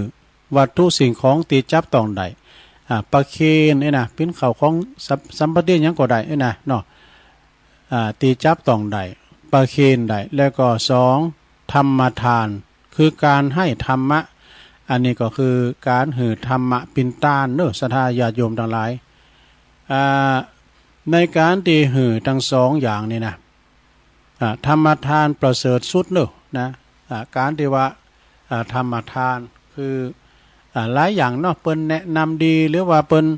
จี้ต่างบอกต่างหรือว่าเปิ้นจี้ในการประกอบอาชีพนี่นะเนาะก็เป็นการหือธรรมทานนะพระพุทธเจ้าหรือว่าพระพุทธพจน์อันนี้คำว่ามีพระพุทธพจน์ตรัสยืนยันไว้ว่าสัพพะทานังธรรมทานังชินาติเนี่ยธรรมทานชนะการทำทั้งปวงนะเป็นว่าธรรมทานชนะทานทั้งปวงนะอันนี้ก็ว่ากันเป็นประจำนะชดาเนาะ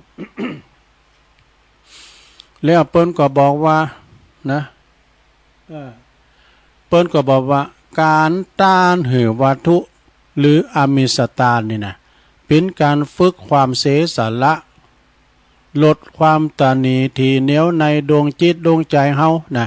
เปิ้นต้านก็โตต้านนี่ก็นะมันจะว่าเปิ้นต้านก็โตมต้านสักกรรมไว้นะเป็นการที่ว่าฝึกนะฝึกความเสสละแล้วก็เป็นสายใยเชิมไมตรีจิตนะมิตรภาพเป็นกุ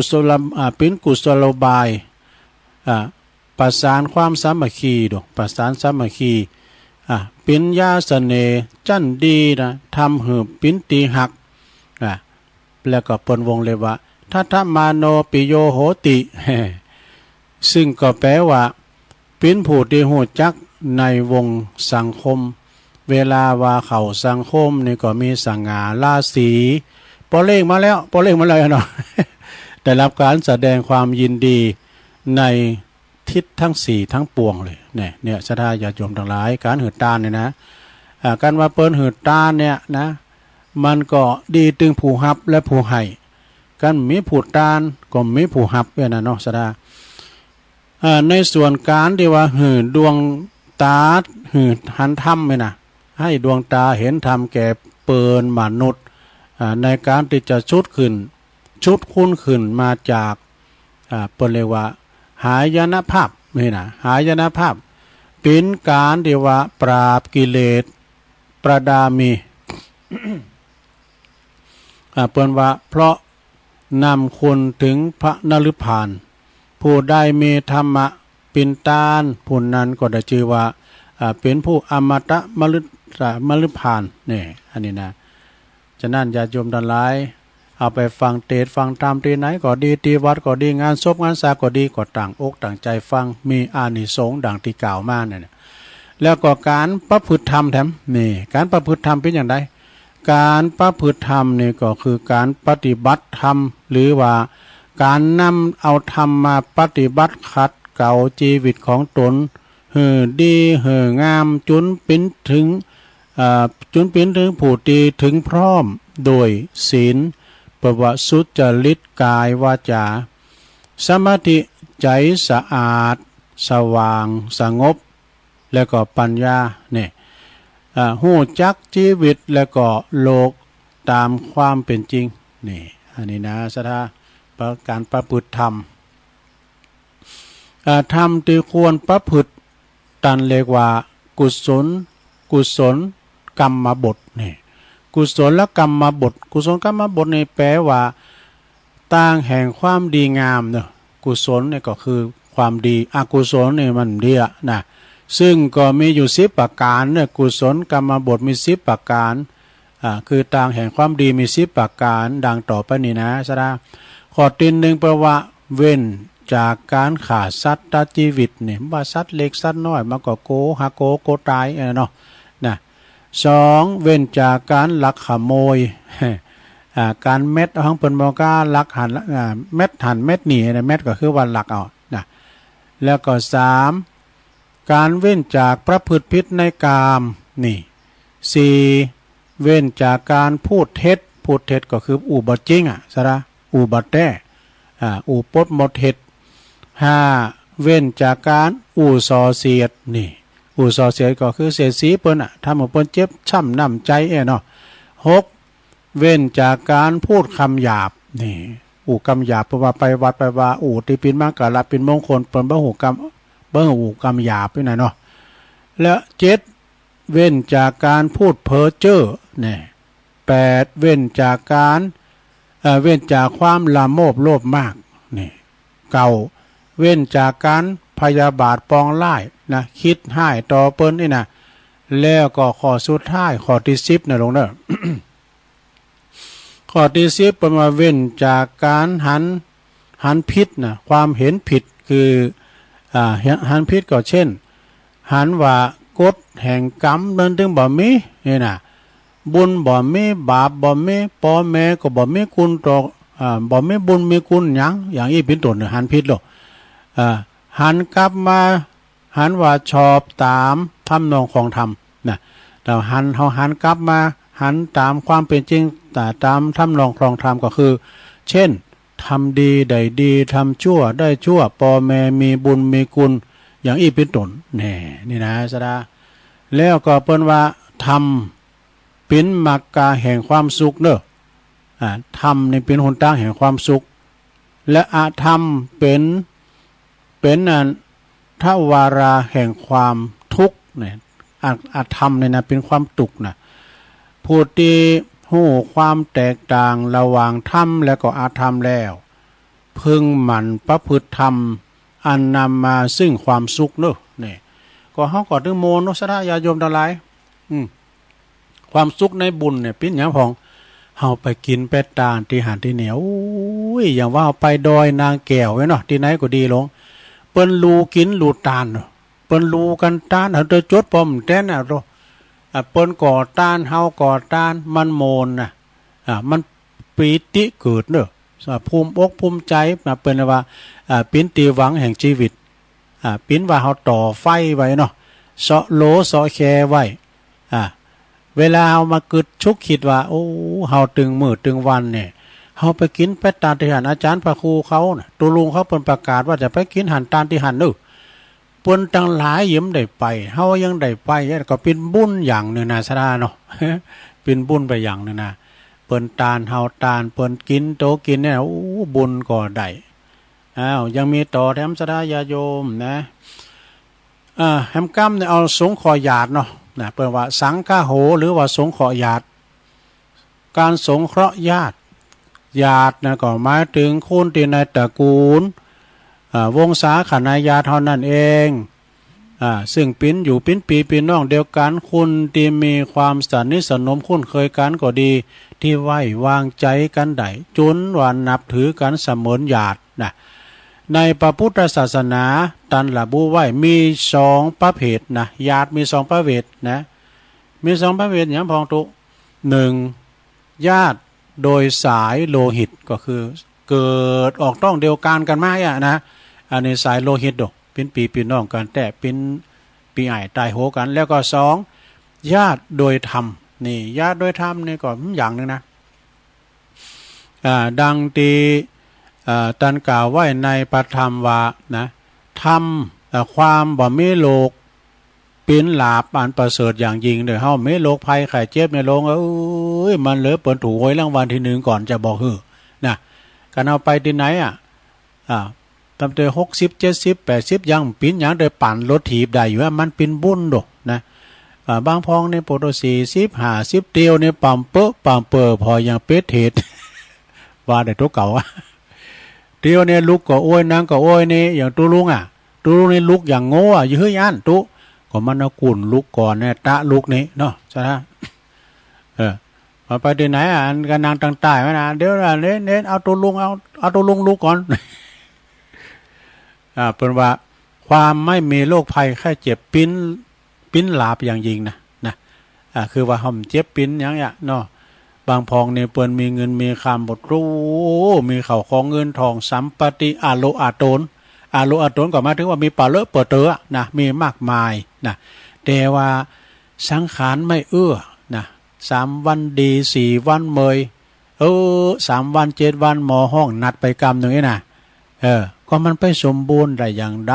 ถ้ามีเงินมีคำเอาก็ไม่ได้ ไปไหนเนาะก็บ่สมบูรณ์แล้วก็ความรู้จักพอ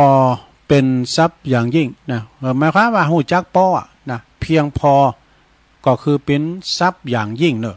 เอาหูจักพอนะหลวงนะการเฮาพอนะเฮาตุกตลอดว่าเพิ่นว่านะอย่างว่าเฮาไปที่ไหนก็ตามแต่ตุลุงอย่าว่าไปเสียงโจกเยอะไปแต่งหวยแต่งเบอร์นะหมายความว่าตุลุงไปกินสลากเนี่ยเปิ้นเอาใส่บาตรมาดมมุนเนี่ยเปิ้นปั่นมุนนี่น่ะเป็นเบอร์ละแล้วก็เปิ้นให้จับสลากตั้งแต่ตุไปถึงเน้นสัก10ปลายเนี่ยรอบแรกมันได้สักล่ะเป็นเบอร์0ว่ะอันนี้พิสลากโจกนะก็เดินไปหาเน้นบ่เน้นแล้วบ่เฮโลกันปวดมันโจกดีหรอเน้นน่ะอะไรไม่เห็นอยู่อ้อมรอบนึงโจกไปตุลุงก็เตพอเป่าทำแล้วได้เลข0เน้นได้ถ้าว่ามาโจกไผมันแต่เนาะเนี่ยวันนี้นะซะนะเฮาฮู้จักความพอเพียงเป็นทรัพย์อย่างยิ่งแล้วก็ความสนิทสนมเป็นญาติอย่างยิ่งวิสาสาปรมายาติความคุ้นเคยหรือว่าเป็นญาติอย่างยิ่งเนอะนะและนิพพานเป็นสุขอย่างยิ่งนี่สาธาญาติโยมทั้งหลายนะและเปิ้นก็ว่าสงเคราะห์ญาตินั้นก็เป็นมงคลนะแม้แต่พระพุทธองค์ยังตรัสยังอันทรงบำเพ็ญเปิ้นเรียกว่ายาตัถจริยาซึ่งก็แปลความว่าการบำเพ็ญประโยชน์แก่ปวงญาตินี่ปวงญาติปีซ้ายปีซ้ายน้องเฮาเนี่ย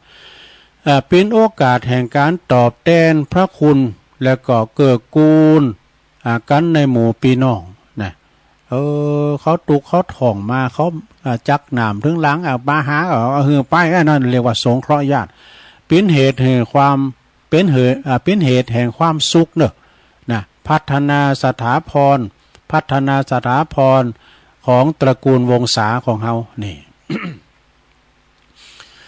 ไผ่ตีโลมกันเป็นกอนะเป็นกอผมจะกอไผ่นะเป็นโลมเก่าการเป็นเก้าเป็นกอผมจะนะสามารถพลังนะสามารถรวมพลังกันต้านทานพายุใหญ่ได้ชั้นใดนะตระกูลวงศาเฮาก็เหมือนกันเนอะตีสามัคคีกันเนี่ยนะปลองดองหักไข่นะหักกันเป็นญาติพี่น้องกันเนี่ยก็จะเกิดกูลแล้วก็กันเกิดกูลกันแล้วก็มีความเข้มแข็งมั่นคงมั่งคั่งฉันนั้นนี่อันนี้นะสงฆ์ขอญาติเนอะอันนี้หมวดสงฆ์ขอญาติต่อไปเป็นหยังเปิ้นเรียกว่าการงานอันไม่มีโทษนี่เฮาได้เยการงานอันมีโทษนะบางคนนี่เปิ้นเก็บของเก่าไปขายถือว่าอาชีพที่มันต่ำต้อยเหลือเกินแต่ว่าเป็นอาชีพที่สุดจริตเนอะสถานเนอะไปเก็บโขดเก็บยางของก้าของเก่าโพโทได้กำให้ดีแล้วอย่างเกิดอะไรนั่นเนาะเราเดินเข้าวัดเข้าว่าเนี่ยตุลุงอันนี้อันใจมันได้แล้วกันนะผมขอหน่อยนะผมซื้อหน่อยนะผมขอซื้อหน่อยปู่จ้าหน่อยเอาอาจารย์สั่ง5 บาทเลยใครน้อยไหมก็เอา5 บาทเนี่ยโพโทแล้วเดี๋ยวไม่หันเตอน่ะเราร้อนแลนเข้ามาตั้งหลังลิ้นสายย่างเขาจะดีเอาไปโหดนี่เนี่ยมันจี้ดูสุมาเนี่ยที่เปิ้นนั้นนี่นะที่อื่นบ่นะไม่ใช่บ้านเฮา อันนี้เรียกว่าการงานอันทำเกิดไม่มีโทษ ก็หมายถึงว่าการถืออุโบสถศีลพี่รักษาศีลอุโบสถศีล8และก็การบำเพ็ญสาธารณประโยชน์เช่นปลูกเก้าไม้หือลมลื่นเนี่ยการซ่อมแซมสะพานที่เปิ้นเตียวข้ามน้ำนี่โลมไปถึงมีจิตอาสาเบิกบ้านในการรับใจเปิ้นมนุษย์เป็นต้นนี่การเฮาไปช่วยเปิ้นมันโมนสระญาติโยมทั้งหลาย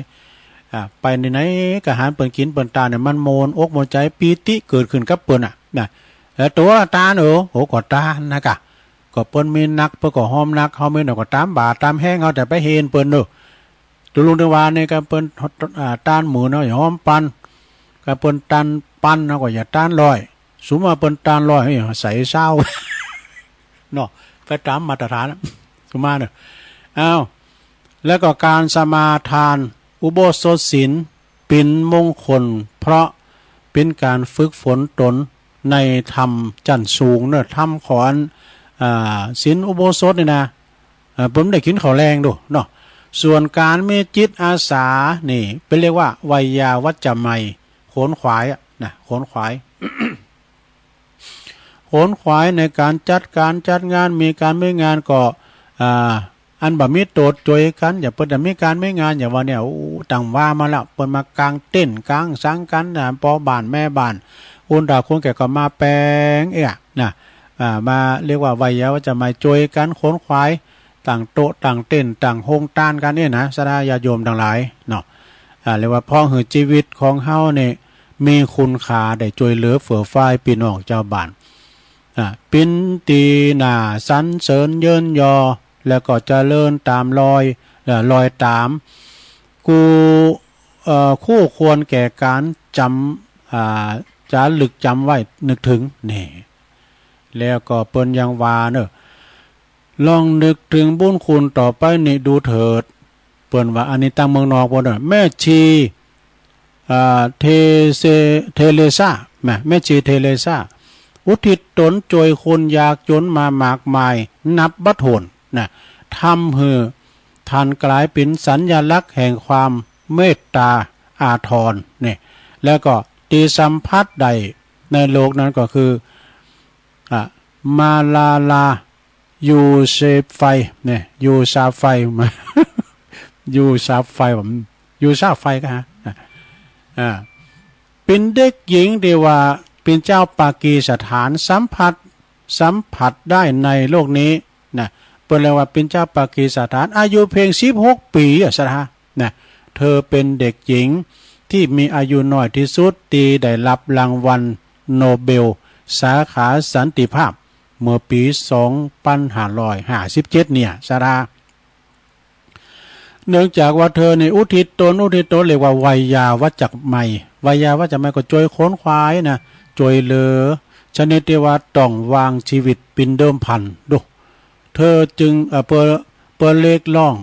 สิทธิเสรีภาพในการศึกษาแก่เด็กและก็เยาวชนทั่วโลกดูสดาญาโยมเนาะแล้วก็เปิดว่าคนที่มีชีวิตอยู่เปิดยังประโยชน์สุขแก่มวลมนุษยชาตินั้นเป็นคนที่ใจชีวิตคุ้มค่าชีวิตของเขาบ่มีคำว่าศูนย์เปล่าหรือว่าศูนย์โยเนอะนี่นะสดาญาโยมแล้วเฮาต้องจวยเหลือเฟื่อฟ้ายกันสดาคนเฮาอยู่ด้วยกัน3คนเปเรียกว่าสังคมเลยหรอนะอยู่คนเดียวเปเรียกบุคคลนะตัวเปล่าเปลี่ยวเดียวได้เฮาอยู่ด้วยเปิ้นก็สนองเนาะสนองงานเปิ้นอยู่กับจบกับพี่น้องเจ้าบ้านนะเปิ้นจวยเหลือเฟื่อฟ้ายกันเฮาก็จวยกันไปสดาญาโยมทั้งหลายเอ้ยจวยกันไป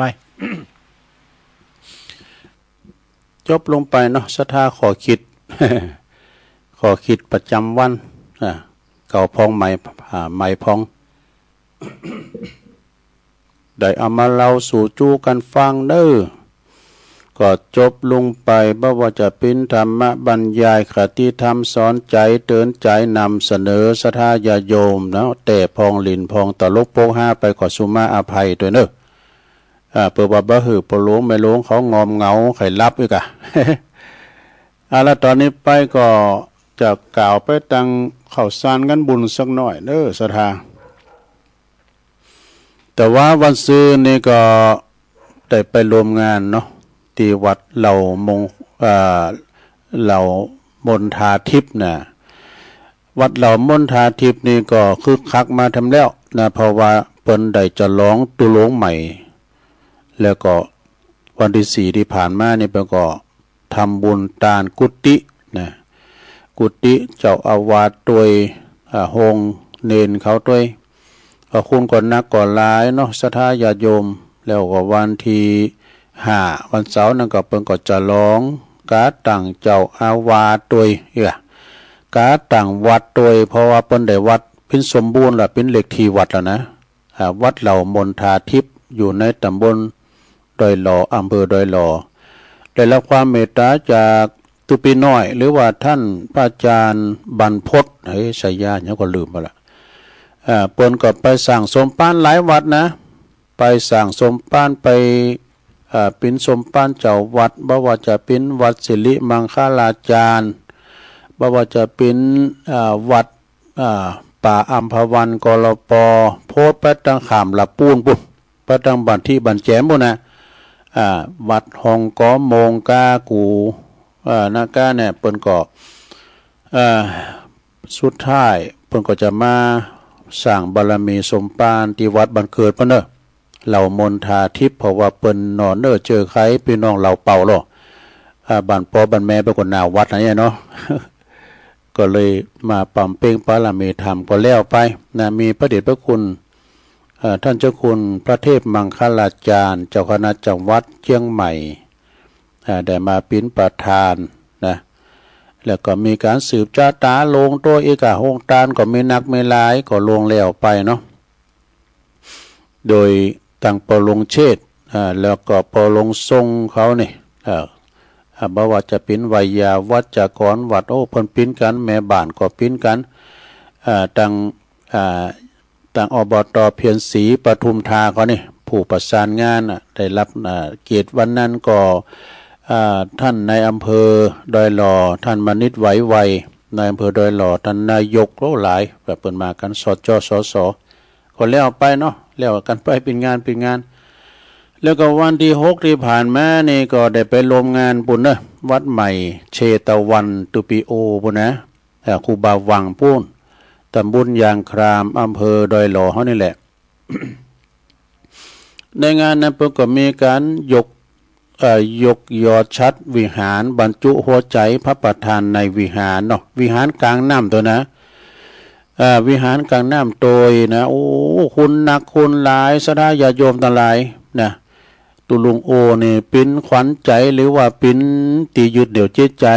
ของพี่น้องเจ้าไตพี่น้องไตใหญ่นักขนาดบ้านเฮาเมืองเฮาแต่มีสักส่วนเนี่ยนะเปิ้นมีเป็น3ส่วนเพิ่นแห่ก้องกันโอ้ยเปิ้นก็มากินมาทานกันแต่เนอะคุณนักคุณหลายด้วยโฮงตานก็มีนักมีหลายนะโดยได้รับความเมตตาจากท่านรองเจ้าคณะอำเภอสันทรายหลวงพ่อเปิ้นก็มาด้วยแล้วก็เมตตาบารมีธรรมครูบาเจ้าเทืองนาถสีโลนะวัดบันเด่นสลีเมืองแกนในเมตตาธรรมของหลวงครูบาเจ้าเอามาหอมทั้ง50,000ปลายรู้วันนั้นนะก็เป็นการที่ว่าได้สมทบทุนในการแปลงวิหารเนาะวิหารบ่ย่ำแล้วแต่นะแต่เพิ่นยกจอฟ้ายอดชัดปีหน้านี้ถ้าแบบมีปล่อยหลวงแล้วไอ้น่ะเพิ่นว่านะ ในปัจจุบันก็มีปลงนี้ก่อนบุญทวีปลงปัจจุบันดอกแล้วก็ปลงสมัยที่เปิ้นปล่อยหลวงเขาแล้วนี่ก็ปลงประสงค์ปวงวงคำอดีตปลงเก่าเฮานี่เปิ้นเป็นสวไปละ หยังสวหยังอันปลงสวก็สูงวัยนี่ไงนี่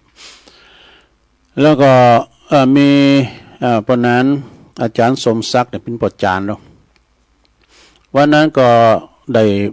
ฟังนำเลงเสียงปากโฆษกศาสนพิธีกรโดยปลงนนท์เนาะปลงนิรันดร์ชุ่มศรีเพิ่นอยู่บ้านพันนางก็ได้หมู่11จ้ะแต่โตเพิ่นอูดีเนอะ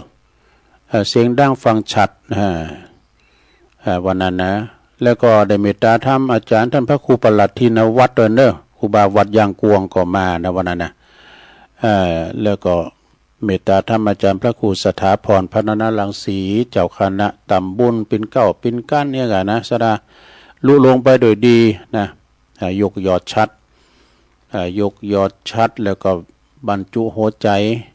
พระเจ้าในโบสถ์ในวิหารก็แล้วไปที่วัดใหม่เชตวัน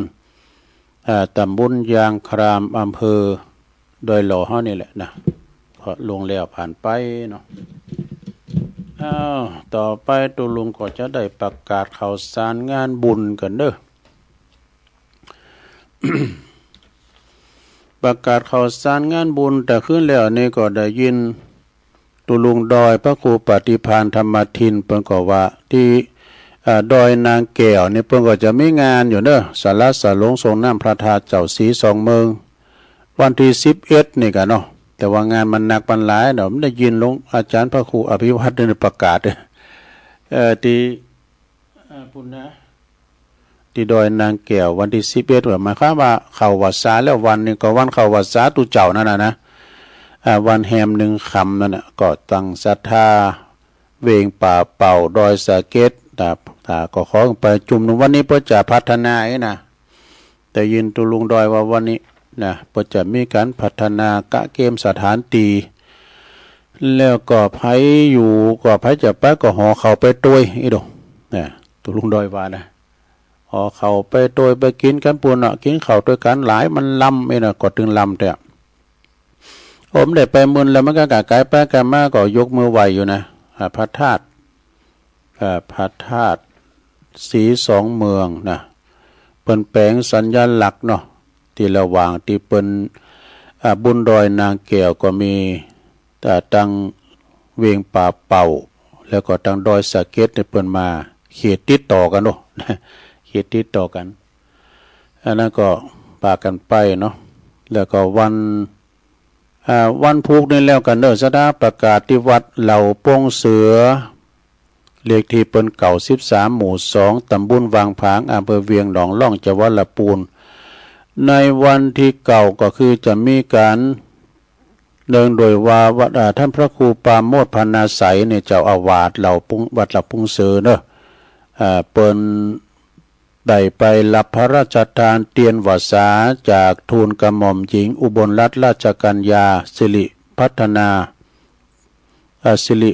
วัฒนาพันนวดีนะประจำปี68ไปฮับเอาวันที่5มาแล้วนะปุ้นตีมณฑลพิธีองค์หลวงพ่อใหญ่วัดอินทรวิหารพระอารามหลวงนะแขวงบางขุนพรหมเขตพระนครกรุงเทพปุ่นนะเปิ้นก็จะมีการแห่เต้นตวยและเปิ้นจัดการเต้นตวยพร้อมกันนั้นคณะศรัทธาประชาชนก็จะมีการตั้งขบวนแห่เต้นพรรษาเลยเต้นพรรษานี่ก็ของทุนกระหม่อมหญิงอุบลรัตน์เปิ้นก็จะแห่ไปพิธีถวายเต้นพรรษาพระราชทานก็กำหนดวันที่9กมพุกนี่แล้วเด้อสถานพุกเนี่ยกรกฎานี่นะเวลา9 โมงนะที่วัดขวงแก้วอารามวัดเหล่าปุงเสือตำบลวังผางอำเภอเวียงหนองล่องนะในเมตตาธรรมอาจารย์พระครูปราโมทย์พรรณาไสยนะเจ้าอาวาสพร้อมด้วยคณะศรัทธาวัดเหล่าปุงเสือปอหลงบ้านผู้จวยอบตนะปอแก่วัดปอหน่อยปอนั้นปอจานลำวัดหมดนะไปโลมโตกันเด้อในวันนี้เปิ้นก็ห่างได้ละวันพุธก็จะมีการครูบาอาจารย์ที่เปิ้นหับเตีนเปิ้นก็จะไปกันนะสดาลุงก็ได้รับเมตตาจากท่านพระครูปราโมทย์พรรณาไสยทำตุนหนึ่งนะก็จะไปรวมบุญไปตานเตียนด้วยเปิ้นเนาะแต่เตียนวัดสาปุ้นวัดเหล่าพุงเสือนะผู้ก็ปะกันเนาะผู้ทำงานหนึ่งนี่ก็ศรัทธาญาติโยมทั้งหลาย ก็งานตานเตียนวัดสาของเฮานี่แล้วนะเปิ้นก็จะมาถึงแล้วเนาะการตานเตียนที่จริงเปิ้นก็ตาน ตานกันไปกูวัดกูวาถึงวันแต่ละหน่วยงานนะเปิ้นก็ไปแต่ละวัดแต่ละว่าเปิ้นมาเป็นขอบโคกาเปิ้นมาเป็นวัดเป็นว่ากาเนี่ยเปิ้นก็จะมีมาเด้อศรัทธาญาติโยมฉะนั้นก็ศรัทธาไผที่จะไปกินแปะตานตั้งหนึ่งตั้งได้ให้ก็ดีก็ตั้งอกตั้งใจพากันไปกินแปะตานกันหลายวัดหลายว่าที่เปิ้นตกลงปรุงใจที่จะไปกันนะมีหลายวัดหลายว่าเนาะตัวลุงก็คูณหาในลายเดี๋ยวอาจารย์พระครูอภิวัตรเปิ้นสูงมากนี่ละก็คือกลุ่มเครือข่ายขึ้นสีขาวเปิ้นจะไปถวายเต้นวัดสาวันอาทิตย์ที่20บุญธรรมกรรมเด้อกรกฎาคม68อำเภอสะเมิงนี่อำเภอสะเมิงนี่โตเป็นอำเภอที่ไก่ดอยนี่เพราะว่าเย็นนี่นะมันจุ่มมันเย็นมาแล้วนี่ตุลุงก็ไปวัดอย่างก่อนนี่คุณวินบุญศรัทธาญาติโยมเนาะอันนี้ก็ปากันไปในเกมขอบเกมโคไผที่มีเจตนาจะไปในอาจารย์พระครูอภิวัฒนวิกรมนี่เป็นว่าไม่จำกัดจำนวนรถนี่ ไผจะเอารถตู้ไปเมาเป็นการลำไปหรือว่าไผจะเอารถปิกอัพไปรถส่วนโตไปรถจิบรถเก๋งรถอีแตนอีแตนอิ่มแตนบ่เนาะก็ปากันไปเด้อศรัทธานะไปรวมกันเขาจะต้านเก่าวัดก็ต้านตีเดียวนะแปลงซองไว้เก่าซอง10 ซองเผลอเหลือหน่อยเนาะก็เขียนจือนะใส่วัดในซาวนึง ก็ไปปิ้นสังแล้วแต่จีแต่แน่เนาะเปิดไปปักตุนกุยกันหลงมันเดี๋ยวมีปิ้นวัดอย่างเขาเคยไปกะก็เลยว่าไผมันเคยไปก่อมฮู้นะเหมือนกับคุณตีเปิ้นเคยไปวัดเปิ้นเอาขอดดอกไม้เหอะอันนี้เปิ้นเอาใส่ไหนเนี่ยกึ่งเกืออยู่หันนั้นแล้วอันนี้เปิ้นอยู่น่ะเปิ้นไหวอย่างนั้นน่ะมันเคยไปวัดดูปู่พรมกับแม่มาเปิ้นไปวัดก็เคยไปวัดสักเตอตุลุงหันทั้ง2คู่น่ะก็ดีแล้วปออกก็เคยมาวัดสักเตอได้ถ้าก่อนที่เขาจะตานดีแล้วมาเดี๋ยวเขากล่าวกรรมถวายกันเนาะนะโม3จบเด้อนะโมตัสสะภะคะวะโตอะระหะโตสัมมาสัมพุทธัสสะอย่ามาก็ว่าตัวน่ะเอาว่าตามตุลุงเด้อตุลุงจะนำนะตุลุงทาก็นำเนาะอิมานิแม่มาก็ว่าอิมานิลุงภูมิว่าพอน่ะตุลุงมานี่เอาว่าแหละพอออกยมว่าอิมานิว่าแหละเนี่ยตัวที่3ลุงภูมิก็ว่าไอ้พรหมนี่จุ่มเอาวัดปุ่นโนตุลุงก็ได้ตุเจ้าก็ได้อ่านเฮามาวัดสักเตอก็ห้ามหาก็อิมานิ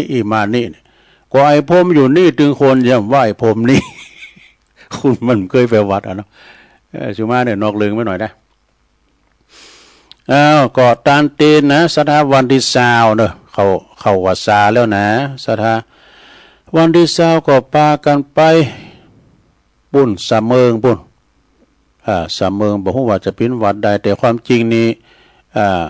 ทางอาจารย์พระครูชลทานพิทักษ์ครูบาแดงก็ดีอาจารย์มหาสมชาติก็ดีเปิ้นมีรายละเอียดในมือดูมีแผวตุเจ้าครูบาอาจารย์วัดนั้นเปิ้นจืมหยังนามหยังอีน่ะ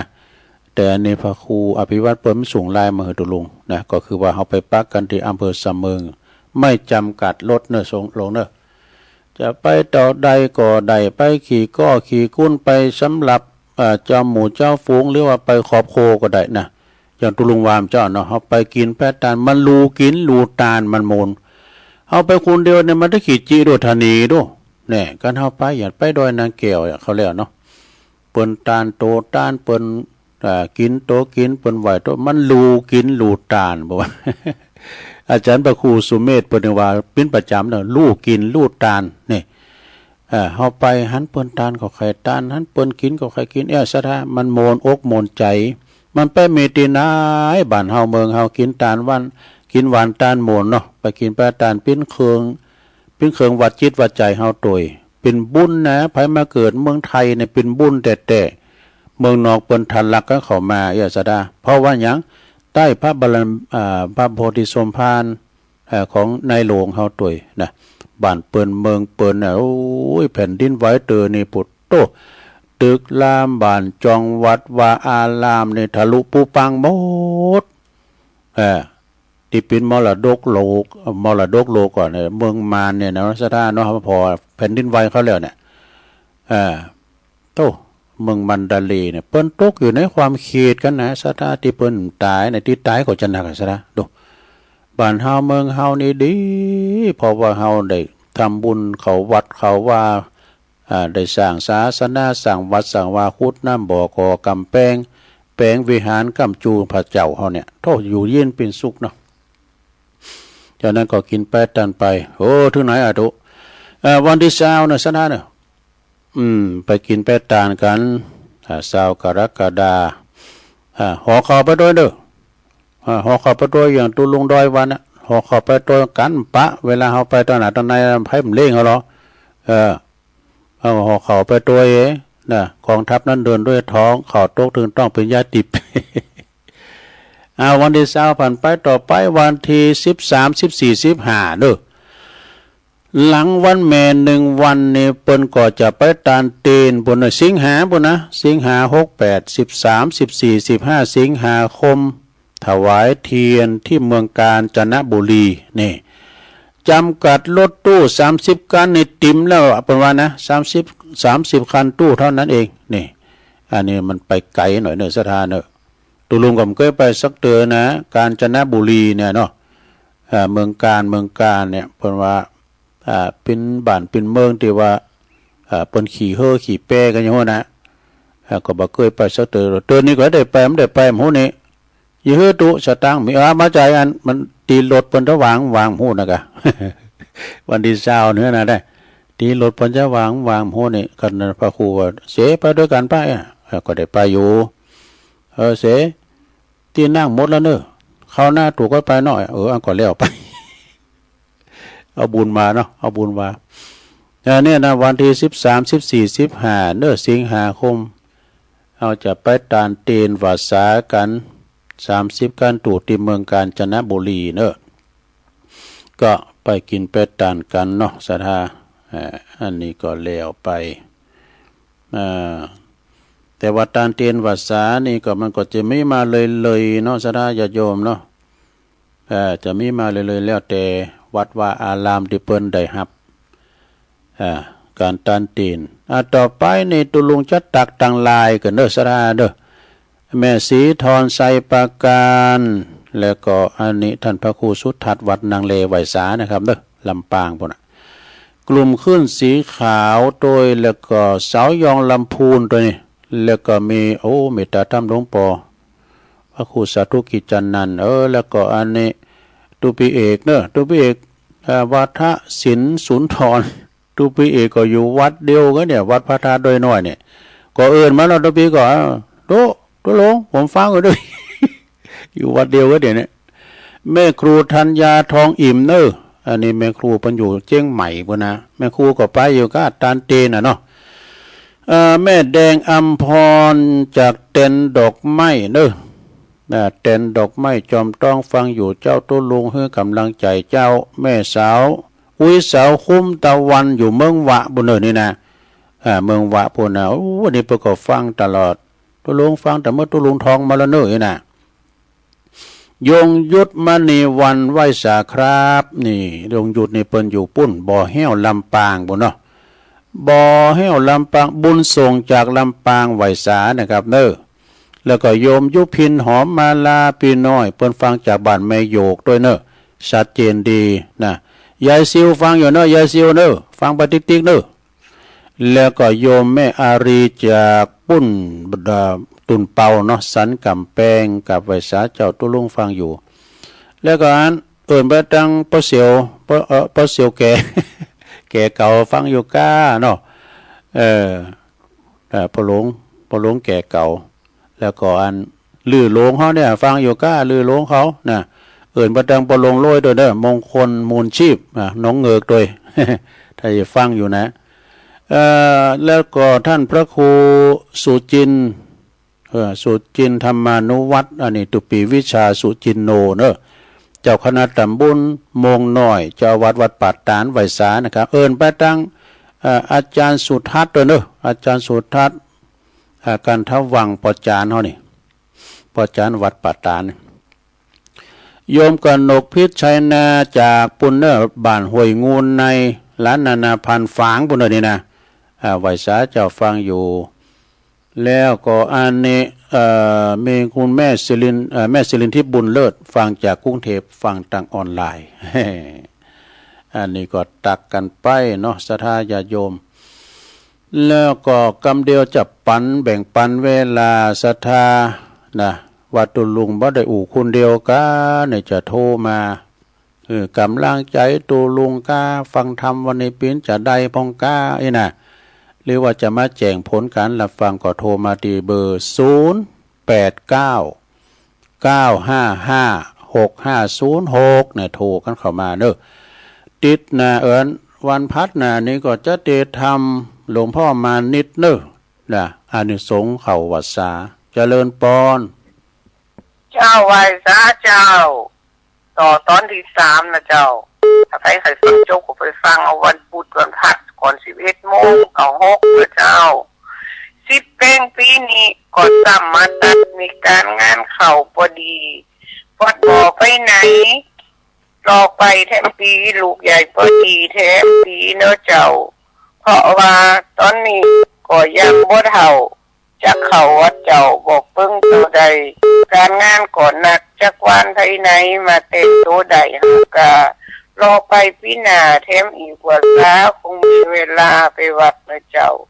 ระวังไว้เด้อพี่น้องของเฒ่าวันตายก็เจ้าบ่ฮู้วันไหนผู้เตวันเกิดบ่ฮู้วันตายวันเวลาใดบ่ฮู้นะเจ้าก็อาจได้หนุ่มบ่สั้นได้เฒ่าบ่แน่นอนเจ้าเนินนายชักตายตอนเจ้าหรือตอนยังควายหรืออาจจะตายอุบัติเหตุเจ้าแต่หากย้ายตายบ่ต้องได้เผาหมอบลางแล้วเจ้าเป็นอาจารย์ใหญ่อาสาละ50เพ่งเนินนายไปเห็นเขายายเนินนายเจ้าค่ะเจ้าไว้ซาเจ้าเจริญปอน เจ้าวันซาเจ้าตุลุงยองแม่อุ่นยิ้มฟังอยู่นะเจ้าอ๋อเสมอเนาะชัดเจนเลยเนาะเจ้าชัดเจนวันนี้เลยยิ่งชัดเจนเนี่ยเนาะยินดีนานๆเนี่ยดีเลยเจ้ายินดีแม่นรักเด้อตุลุงมาเสมอเนาะมาเต้นตันเต้นเสมอเนาะสาธุสาธุ0899555656เจริญปอนเจ้าไว้จักเลยเราได้โทรหาท่านปู่อันนี้แม่จรูนกะแม่จรูนเจ้าความจุดนักที่ยังจำได้ไม่สบายดีเนาะโทรเกิดอาการเส้นดีแล้วสบายดีแล้วเนาะเจ้าไปบูนไปทานบ้านน่ะเนาะพอไปบูนก็สบายดีปกปิงเมืองสาธุบุญอาสาเนอสาธุแม่จรูนเนอเจริญปอนเจ้าตุลุงฟังอยู่เนออยู่ตั้งใดอยู่ให้การแม่สายทองเปิดแล้วจับตุลุงชัดเจนดีตุลุงเจ้าชัดเจนดีเนาะเจ้าอีมานี่เลยอีมานี่ไอ้คนนี้เจ้าสาธุชัดเจนดีเจ้า97.75เจ้าดีแล้วขอบคุณแม่เนอแม่สายทองท่านยะแก้วจริงๆมันก็เป็นมุกนะเป็นกำลิ่นมาได้นะก็เอามาผสมผสานกันเนี่ยเนาะเพื่อว่าบ่หึงเหงากันเนาะเจริญปอนรู้ครับไว้สาครับบนนั้นอยู่ด้านใดบลงบลงวินกะครับบลงวินเหมือนละนี่มันโทรมาลุงจะเป็นอะทุลุงขนาดนะโทรมางั้นต้องการเด้อมันอยู่ช่องรายการส่งได้ไหมก็ตามกูเตือนนะกะวันนี้วันการเนาะวันนี้วันการพัดสุกสาวลำกำเด้ออันนี้ส่องร้อยซีกับบาปนี่แหละบัดได้บัดเดียวนี่แล้วไปฟังตอนไหนน่ะไปได้ฟังเลยไปได้เห็นเดามากันครับเราอ่อนเข้าไปงานตั้งออนไลน์ไปกันเด้อตำรวจเราอ่อนเขาไว้เนาะนั่นก็ฟังได้ตลอดเนาะจังเล่นเลยยินดีประลงวินเด้อสากูเจอเปิ้นฟังแดนดินถิ่นล้านนานี่นะปลงวินปูนประอยู่สันขีดเล็กเวียงป่าเป่าเจริญปอนแม่เจ้าตะลงพังอยู่เนอะจากลำปางมาไล่น้อยแม่น้อยเจ้าแม่น้อยอูดูดีเนาะลำปางมาแล้วเฮ้ยเจ้าฟังบุญยาวาดได้ไหมเนาะเจ้าฟังบุญยาวาดเจ้ายินดีแม่น้อยนักเด้อเจ้าไว้สาวันนั้นก็ได้พอได้ไปก็เหมือนได้หันเด้อ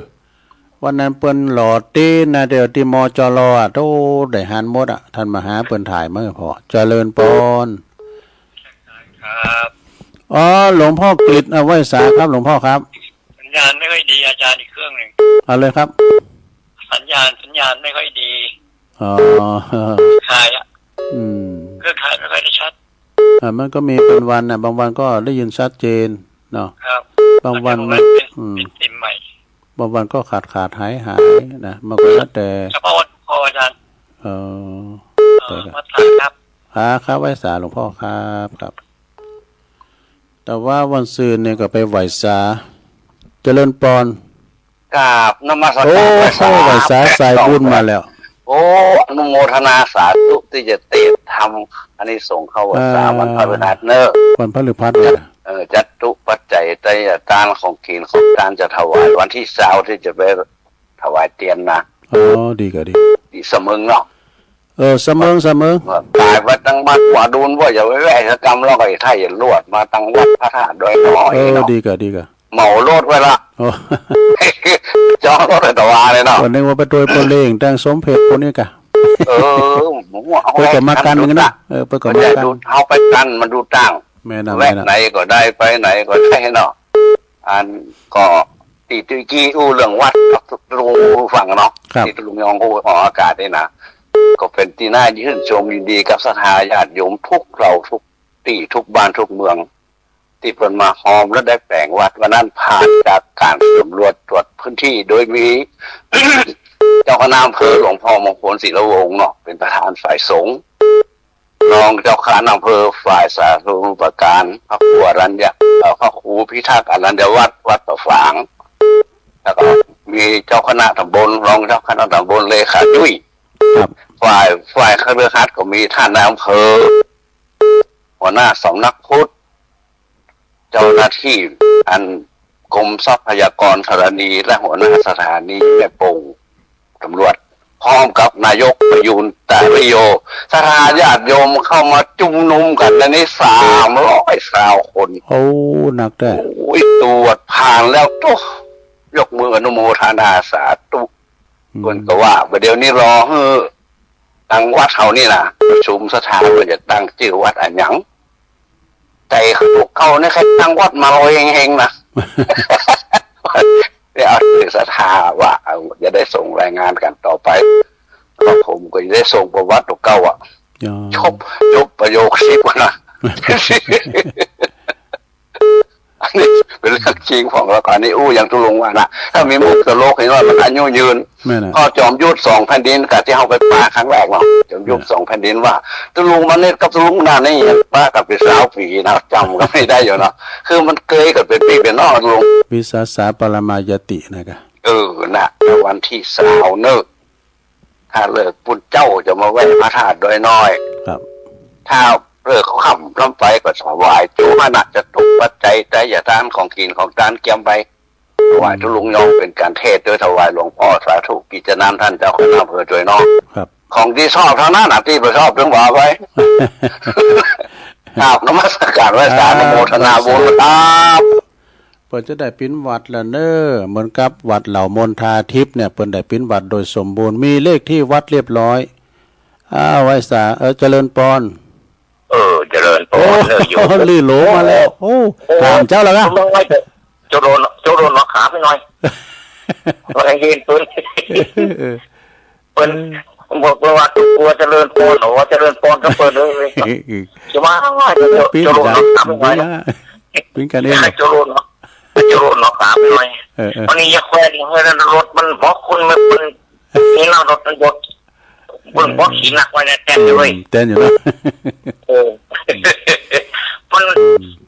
ฟังกันมาเพลงมากปีโอ้ลูกเจ้าโอ้เนี่ย